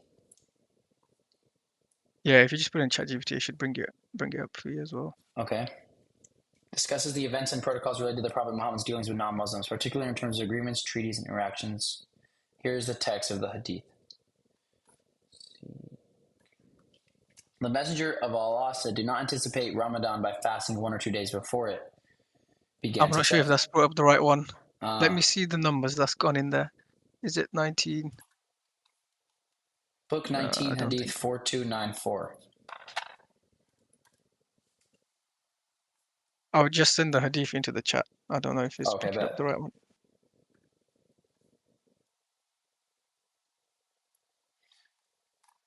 Do not extol me as the Christians extol the Son of Mary. I am just a servant. So say Allah's servant and his messenger. So both of them specifically like is directing to people who might incorrectly like raise him to a status as to Yeah. Jesus, similar to Jesus, and he's directly saying in now multiple places that I'm not like Jesus. Don't like elevate my status. I'm just a servant and I'm a slave. So he's like, he's literally telling us don't do what the Christians are doing. And I know you have those doubts, so he's literally saying there like, don't do that. I'm just a prophet and a Yeah, I am messenger. just his servant. That's beautiful. Yeah, there's Thank- someone who wants you to listen to a video if above my message in the chat as well. Ottoman Master has sent a video. I don't know if you want to play it. I won't be able to play it right now. I'm going to talk to Doe Funnels, but what video is it? I think it's just a verse from the Quran. It's not a long one. I think it's just like that one there. Yeah, that one. I think. Yeah, that one there. Okay, this is a little bit loud. Okay. Latif, it's good to speak with you today, and I apologize I didn't message you personally. No, it's good, Grayson. I know Either you're a today busy or the guy. next few days I will. Life is crazy Yeah, right no, now, in the best way. yeah, no, it's all good. It was only just to sort of help you with some of the content because I know you're going to be streaming a lot. Yeah. So I thought we've had a few things planned for you, so hopefully you can make the Discord more active and sort of you can share it on your YouTube as well. Yes. And just before I go, I promised brother Ahmed, who was in the in the chat underneath the video, he's just mentioned. He said he wanted to talk to you as well. So after you've done talking to the person you mentioned, if you do get a chance to speak to him as well. But thank you so much for bringing me up again, Grayson. Man, it's a pleasure, and I look forward to speaking to you again soon, man. Hope you have a great one. Same, Latif. It's always a pleasure. God bless you, You too, my bro. bro. Have a good one. You too, brother. Salam. Cheers. Legend. Hey, is Dofunnels Grayson? Debater, are you Dofunnels? Who's Dofunnels? Can you chat in here? Surely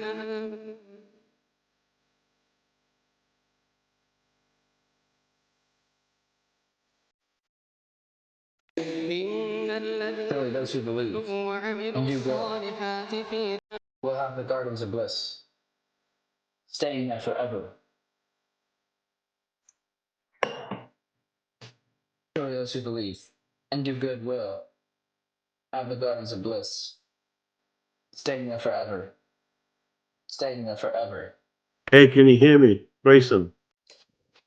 Oh, hello. Grayson, can you hear me? I can hear you. Can you hear me, Grayson? How we doing? I don't know if you can hear me. I can hear you. I can hear you. Can you, Grayson? Yes, I can hear you. Can you hear me, Grayson? Can you hear Yes, I me? can. I can hear you. Can you hear me? Yes. I can't hear you. Let me see 1 second. Oh, fantastic! I can hear you. Fantastic. Okay. Wait 1 sec. I was watching this video. Give me. Oh, yeah. I wanted to finish watching. I was. Where did it go? One moment. Literally 1 minute. He's the Almighty, all wise. He created the heavens without pillars, as you can see, and placed firm mountains upon the earth, so it does not shake with you, and scattered throughout all types of creatures. It will send down rain from the sky, causing every type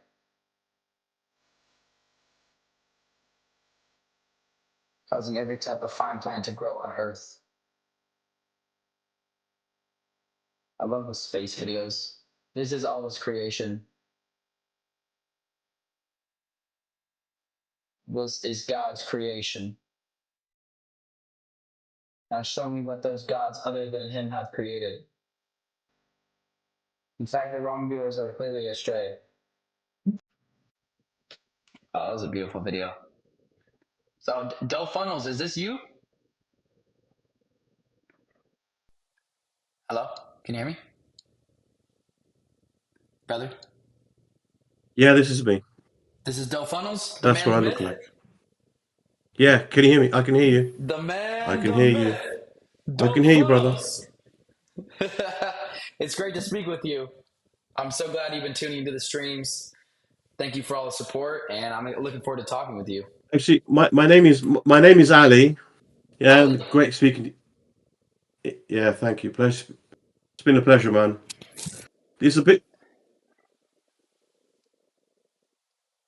Ali? Ali, you cut out. It's okay, though. Yeah, there's a bit of a delay in our conversation. Okay. Well, are you listening to I'm the stream? I'm not cut. I'm here. Are you listening to the Discord or to the stream? Because if you're listening to the stream, it's going to be delayed. Yes, I'm listening to the stream and I'm on the Okay. Discord. Is there a way you can turn the volume off on the stream so Yeah, that way you can hear me through the I Discord? can't hear you from the Discord. Let You me can't see. hear me. Actually, maybe I should get out of YouTube. Yeah. Yes. Let me see. Can you hear me now? Okay. All right. Hold How on 1 about second. now?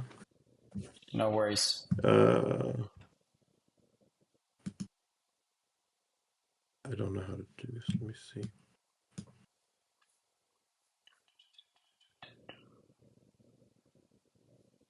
All right, can you hear me from here? Yeah, I can hear Can you hear me from Discord?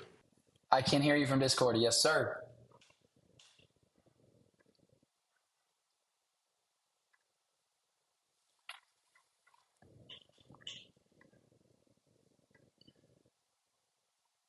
Discord. Yeah, can you hear me from Discord? Yes. You can. I can't hear you for some reason. Huh. But let me see if I can adjust that somehow. My apologies. I'm It's pretty all new good. to Discord. It says that I'm speaking, so you should be able to hear me.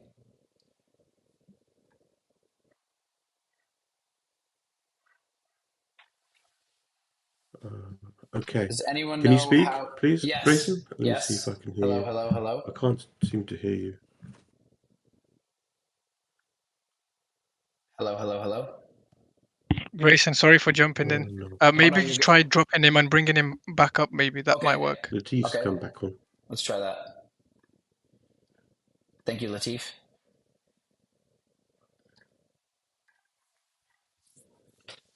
Okay. Can you hear me now? Can you hear me? Can you hear me? I can hear you. Yeah, I can't hear you at all. I don't know. It's probably something wrong with my system. I apologize, man. Let me come back to this and see if I can. For some reason, I can't hear you at all. Yeah.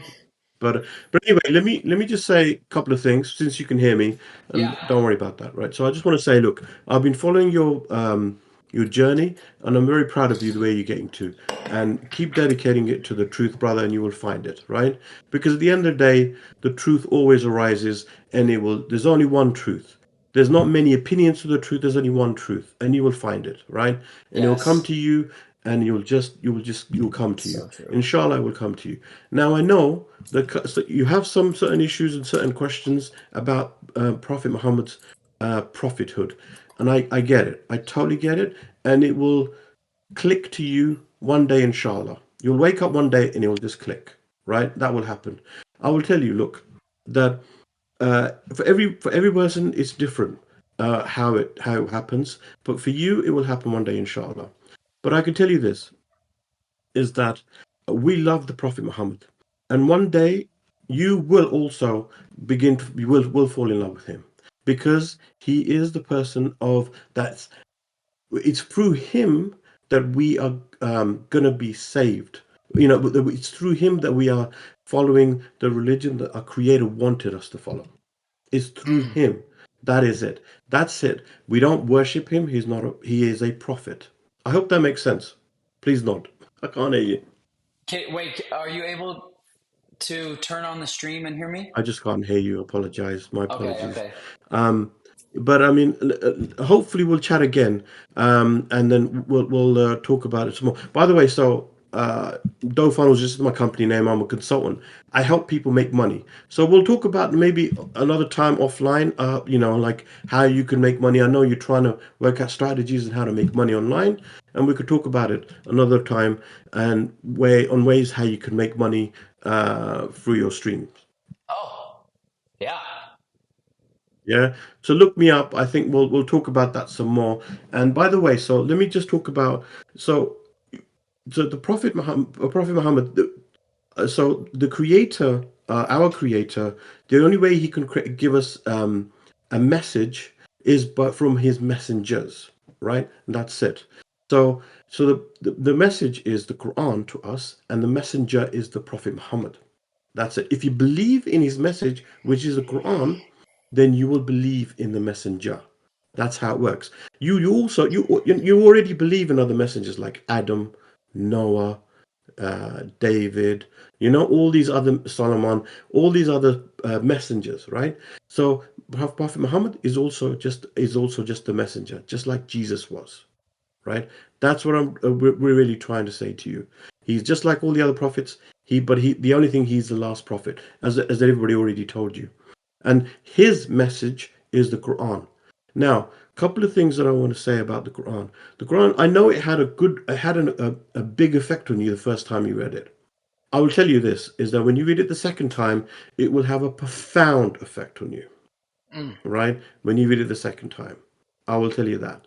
Understand also, people have already told you this, but you just want to remind you this, that obviously the Quran has not been changed in the last 1400 years. And there's evidence of that by carbon dating. By the oldest of Qurans, they've done some science carbon dating and they were able to find out that it has not been changed. Right? One of the things that I do want to say before I do go, and you can look this up in YouTube as well. There are some, if you can, in the second surah of the Quran, it says something interesting that I want you to remember. I don't know if you've got the Quran right there, but I mean, if you look it up, the second surah, right? Not the first one, but the second surah, right? Which is I believe is the cow, right? Now, this is going to go in line with your findings. Now, see, one of the things that the science branch says, give us any one of your theories, give us to us, and we'll listen to it. But they have one criteria, and that's one criteria. They say, give us a falsifying test. What that means is that give us a test that proves your theory, right? That's the scientific branch of way of what they say. So let's say, let me give you an example. Let's pretend it's 1920 and you get two people come to you and say, one person says the earth is flat. All right. And let's say you're the scientist and you say, okay, give me a falsifying test.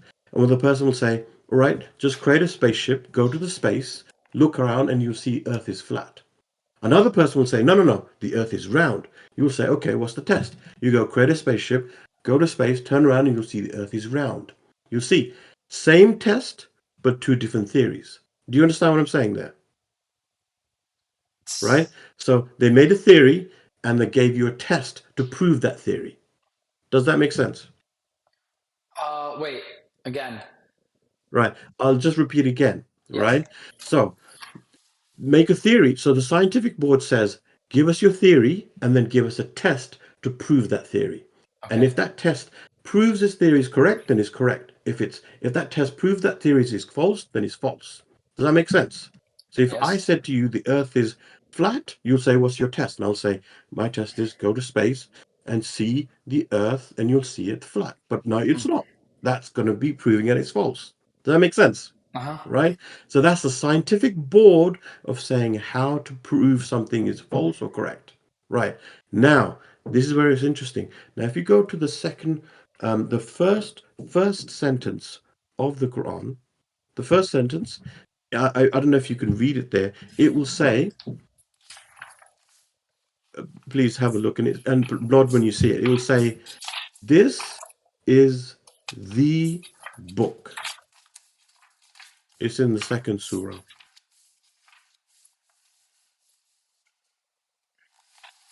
Yes? Yes. Please nod if it says that. It will say that. In the name of God, Lord of mercy, give mercy. This is the scripture. Yeah, please nod. It says this is the book, yeah? Yeah. That's the theory. Right? Right. Okay, great. Right? Now the second sentence, it says, with it there is no doubt. There is no doubt. Something to that effect. Right? Now, let me explain that. The first bit is the theory. The creator is telling us this book is the word of your creator. That's the theory, right? The second sentence is the challenge to mankind. He says, there are no mistakes. Find one if you can. That's it. This is the You understand? Right? So the first sentence is the theory. Even the creator is telling us, is following the scientific board theory. It says, this is the book, meaning, I'm just going to extrapolate here. This is the book. This is the complete book of your creator. That's the first sentence. Then our creator tells us, there is no doubt. That is a statement to humankind to find a mistake if you can. That's it. Do you understand? Yeah. Right? That is interesting. Now, so that is the question. So now that's the challenge that's been placed to humankind to find a mistake in the Quran. Your creator has told you that Yeah. and put you a challenge. Right? That's it. I've said enough, brother, and I know your brain is fried, but I know you're going to get excited. But this is the way to be. That's it. Right? I'll talk to you again. Hopefully next time we'll talk again and my damn mic is going to work. I respect you. Take care, brother. I'll see you soon. Ali, thank you for coming. What a G. What a G. Wow, he actually makes a great point. There is a challenge to it. There is no doubt. If you can find something in the Quran, that was interesting, Ali. Thank you for coming on, and I'm honored to speak with you. You make a good point. The Quran says right there in the the second page of the Quran, this is the book. In it there is no doubt. So if you can find something wrong with it, that's the challenge to humankind. Some humans have claimed they have found it. Wow, that was an interesting conversation. I actually kind of liked that he couldn't hear me because I kind of wanted just to listen to him. That was nice. God has a way of working out everything for our favor, huh? That I actually like that better than most conversations I have because there was no back and forth. It was just points being made.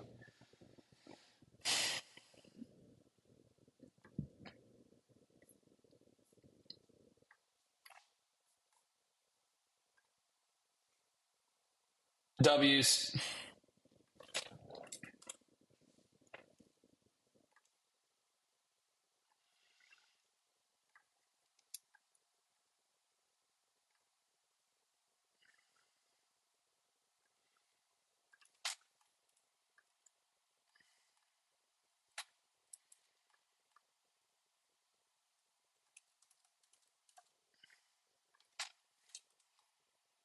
Sec chat.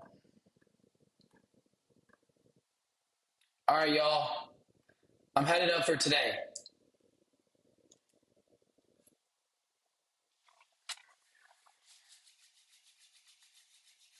The challenge for all mankind. Everyone, thank you for tuning in. My name is Grayson Brock. I'm 21 years old. I'm from Texas. I'm currently this month researching pretty much everything to do with the Islamic religion, which again, the word Islam, someone who's Muslim follows Islam. What does that word mean, Islam? It means someone who submits fully to the will of God. So someone who prays on their knees, someone who acknowledges that God is the eternal and that I am not the eternal, but God is, and nothing else, not this God, not this God, not this, but one and the above. If you would like to directly support me in this stream, you can click the link in my bio, which is a buy me a coffee link to upgrade the stream setup and just to continue to be able to put this on for all of us. I hope that you learned something new today. I'll tell you what I learned today. From reading this book, I learned that this book claims that Christianity is paganism. This book, and one reason being is that December 25th, Jesus' birthday, was a day where they celebrated the sun god. And then they changed it to Jesus' birthday. And just how paganism is just changing names, but it's still about idol worship. And this book is about idol worship. Before Muhammad got there, the world was in complete idol worship. And how paganism is just simply following what you thought, what you think you should do, what you ought to do, just kind of following nothing. And then tomorrow I'm going to learn more about Muhammad's life. I finally started Muhammad's life, so I'm going to research more about him and learn what ideas he shared. And because right now, I just think that Muhammad is so highly regarded by Muslims. I think I don't know if the Quran is really being followed in terms of not honoring Muhammad more than the Quran says to. That's what I feel.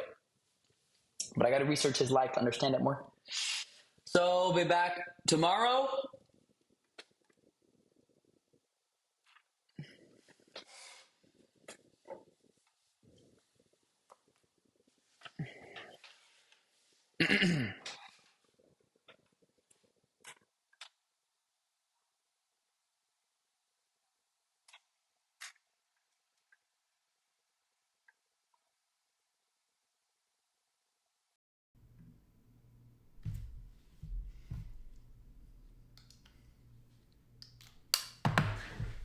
20 more push-ups. Or no, 25 more push-ups, and then we're done for push-ups for the day.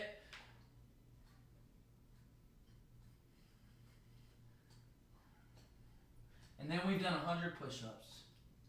Join me. Come on, I invite you to join me and do at least 5 push-ups with me.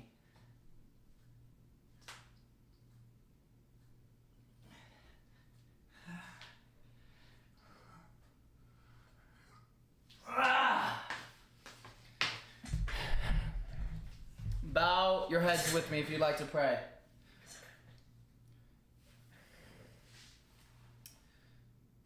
Close your eyes.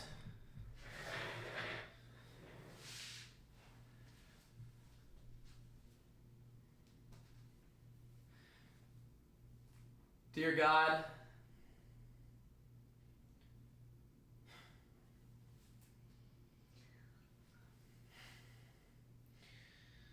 whoever would like to join me in this prayer is invited to you, God. God, you are the creator of us all. We acknowledge that we did not birth ourselves. We did not place ourselves here on this beautiful earth. It was at your hand, metaphorically speaking, of course, that you placed us here. I know that our lives have a purpose.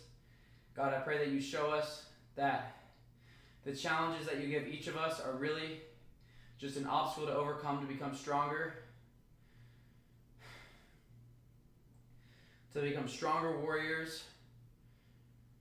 To have more faith in the life to come. God, I express that I have full faith in the life to come. There is more than this life. I believe it. God, I pray that you show me the truth, you show everyone the truth, and you guide us to the straight path. I pray that peace is with me in my heart. I pray that you show me what it's like to truly be a servant. I pray that peace is with everyone receiving this message. I would just pray for peace, God, inside of families, inside of homes, before we go to bed tonight, I pray that we have the courage to speak the things that need to be spoken and do what needs to be done so that we can rest. God, in your name, I praise the beautiful earth you've created, and I praise the universe you've created, but above all, thank you for the life you've given me. Thank you for the life you've given us. I pray for peace and prosperity. Amen.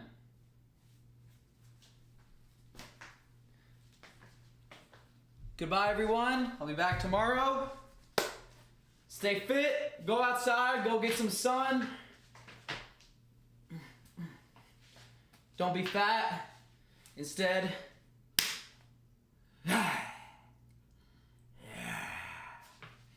start training, because we finna fight Jake Paul in 2030, baby. Jake Paul come for the title, brother. God bless you all. Peace be with you. I pray that everyone you encounter today, before you say anything, you give them peace, okay? Don't be fat. Don't be fat, soldiers. God bless you. And good night. Can anyone see this right now? What?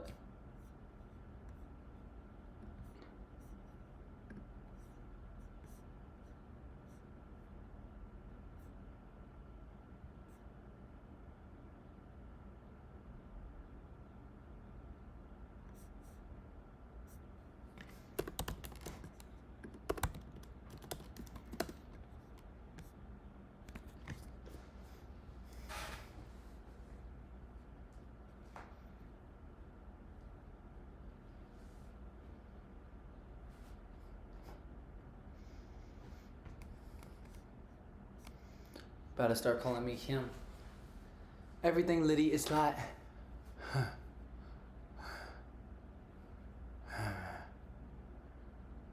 Hey, Muslim man of God. Hey, how we doing, brother? I don't know what just happened. I didn't even know my stream was still on, but apparently we're still going, brother. Is anyone here? Is anyone here right now? Muslim man of God, how are we doing, brother? You have a great profile pic. You're a chiller, brother. You are a chiller, brother. Oh, you've been trying to talk to me, bro. Well, I'm about to end this stream, though. Do you have any last words for me before I go to sleep? Muslim man of God, it's okay if you don't get the chance to talk to me. Everyone wants to talk to me. God is talking to me.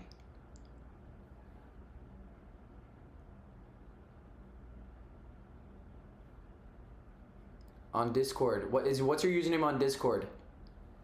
Oh, boom. You already sent it, bro. We're on the same page. Muslim man of God on Discord. Okay. Okay. All right. Next time I do talking to random people, bro, be in there. Do you have the same profile picture on Discord? Cheers, brother. Much love. Do you have the same profile pic on Discord? I don't know when we'll get to talk, bro, but I pray that we get the chance to talk. To be honest, everyone says, I have good info, I need to talk. I want to talk with you, Grayson. Just spam me on, or not spam, but message, hey Grayson, let's talk. Alright, Muslim man of God, much love, brother. Yours is unique, bro? Okay. How can I trust you, though, brother? Either way, I want the chance to talk to you. Yeah, on Discord. Is your profile pic the same on Discord? Yeah, on Discord we can talk. When I do the one... No, you don't need to pay me, brother. On Discord. Especially if you're gonna show your camera, it'll make it better for the streamers, and I'll actually get to bond with you. I honestly might forget, bro, because everyone says I need to talk to you, Grayson. So it's nothing personal against you. It's just 500 people have said the exact same thing you just told me. Okay, you can interview me. Okay, that sounds fire. All right, brother. Much love. Good night, Muslim man of God. What's your real name, bro? If you want to share.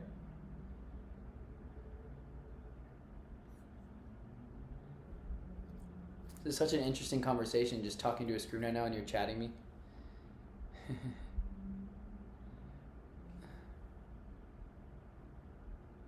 Ahmed. Hey, Abraham, how we doing?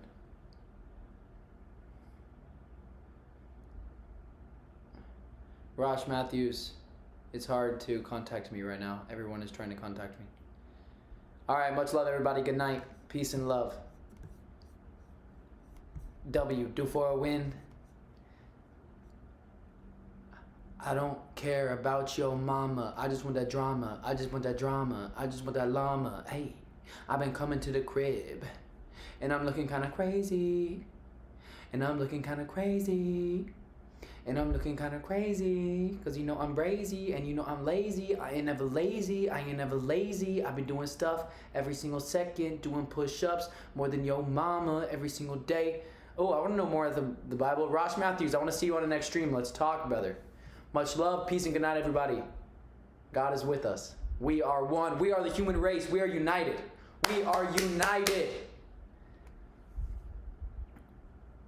I know Abraham, it says not to worship him, but some Muslims do. I ain't gonna lie. I guess then they're not Muslims. Hey, mashallah, good night. Bismillah.